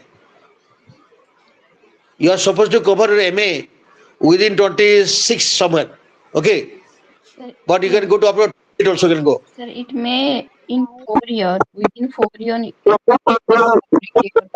degree. So we can go, then no problem. But time limit is there. So that you have to cover all papers with assignment, okay? All paper with assignment should be covered within the time limit. Okay. If I am giving only 2 exams in one month, so I have to give assignment for 2 papers or 6 papers. This time we give 2 paper, but coming year you have must cover that paper. Yes. Yeah, possible. So assignment will give 2 papers only or 6 papers? 2 paper, whatever appear 2 paper, give 6 paper, assignment to earlier can give, no problem.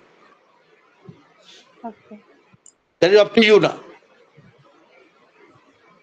Because assignment has different mark, different area mark. Mark is there. Different. Suppose the assignment carries 100, out of 100, how much you are getting? Okay. Or out of 20, how much you are getting? Then they calculate like that. Okay. Then assignment mark and paper mark will be total there, no? Yes, correct. Okay. But you know one thing, individually you must also pass. Like assignment also 50% mark you must get, and theory also get 50%. Then only your mark will be okay. Suppose assignment mark is and other mark is very more, mass you will fail also. Both area you must pass. Assignment mark also should be pass mark, and this has a pass mark. Pass mark is 50% each. Okay, sir. Thank you, sir. Okay, okay. Thank you.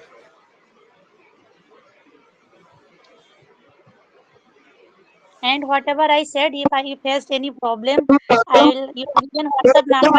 I'll send you. Please Please, explain please. that questions or anything in voice chat. Yeah, In story voice set. message. Yeah, yeah. Yeah, possible. Please welcome. Huh? Okay, okay. Okay. Thank you. Thank you. Thank you. Thank you, sir. Thank Bye, you. sir. Bye bye. Thank you. All the best for exam. Okay. I'm winding up. Okay.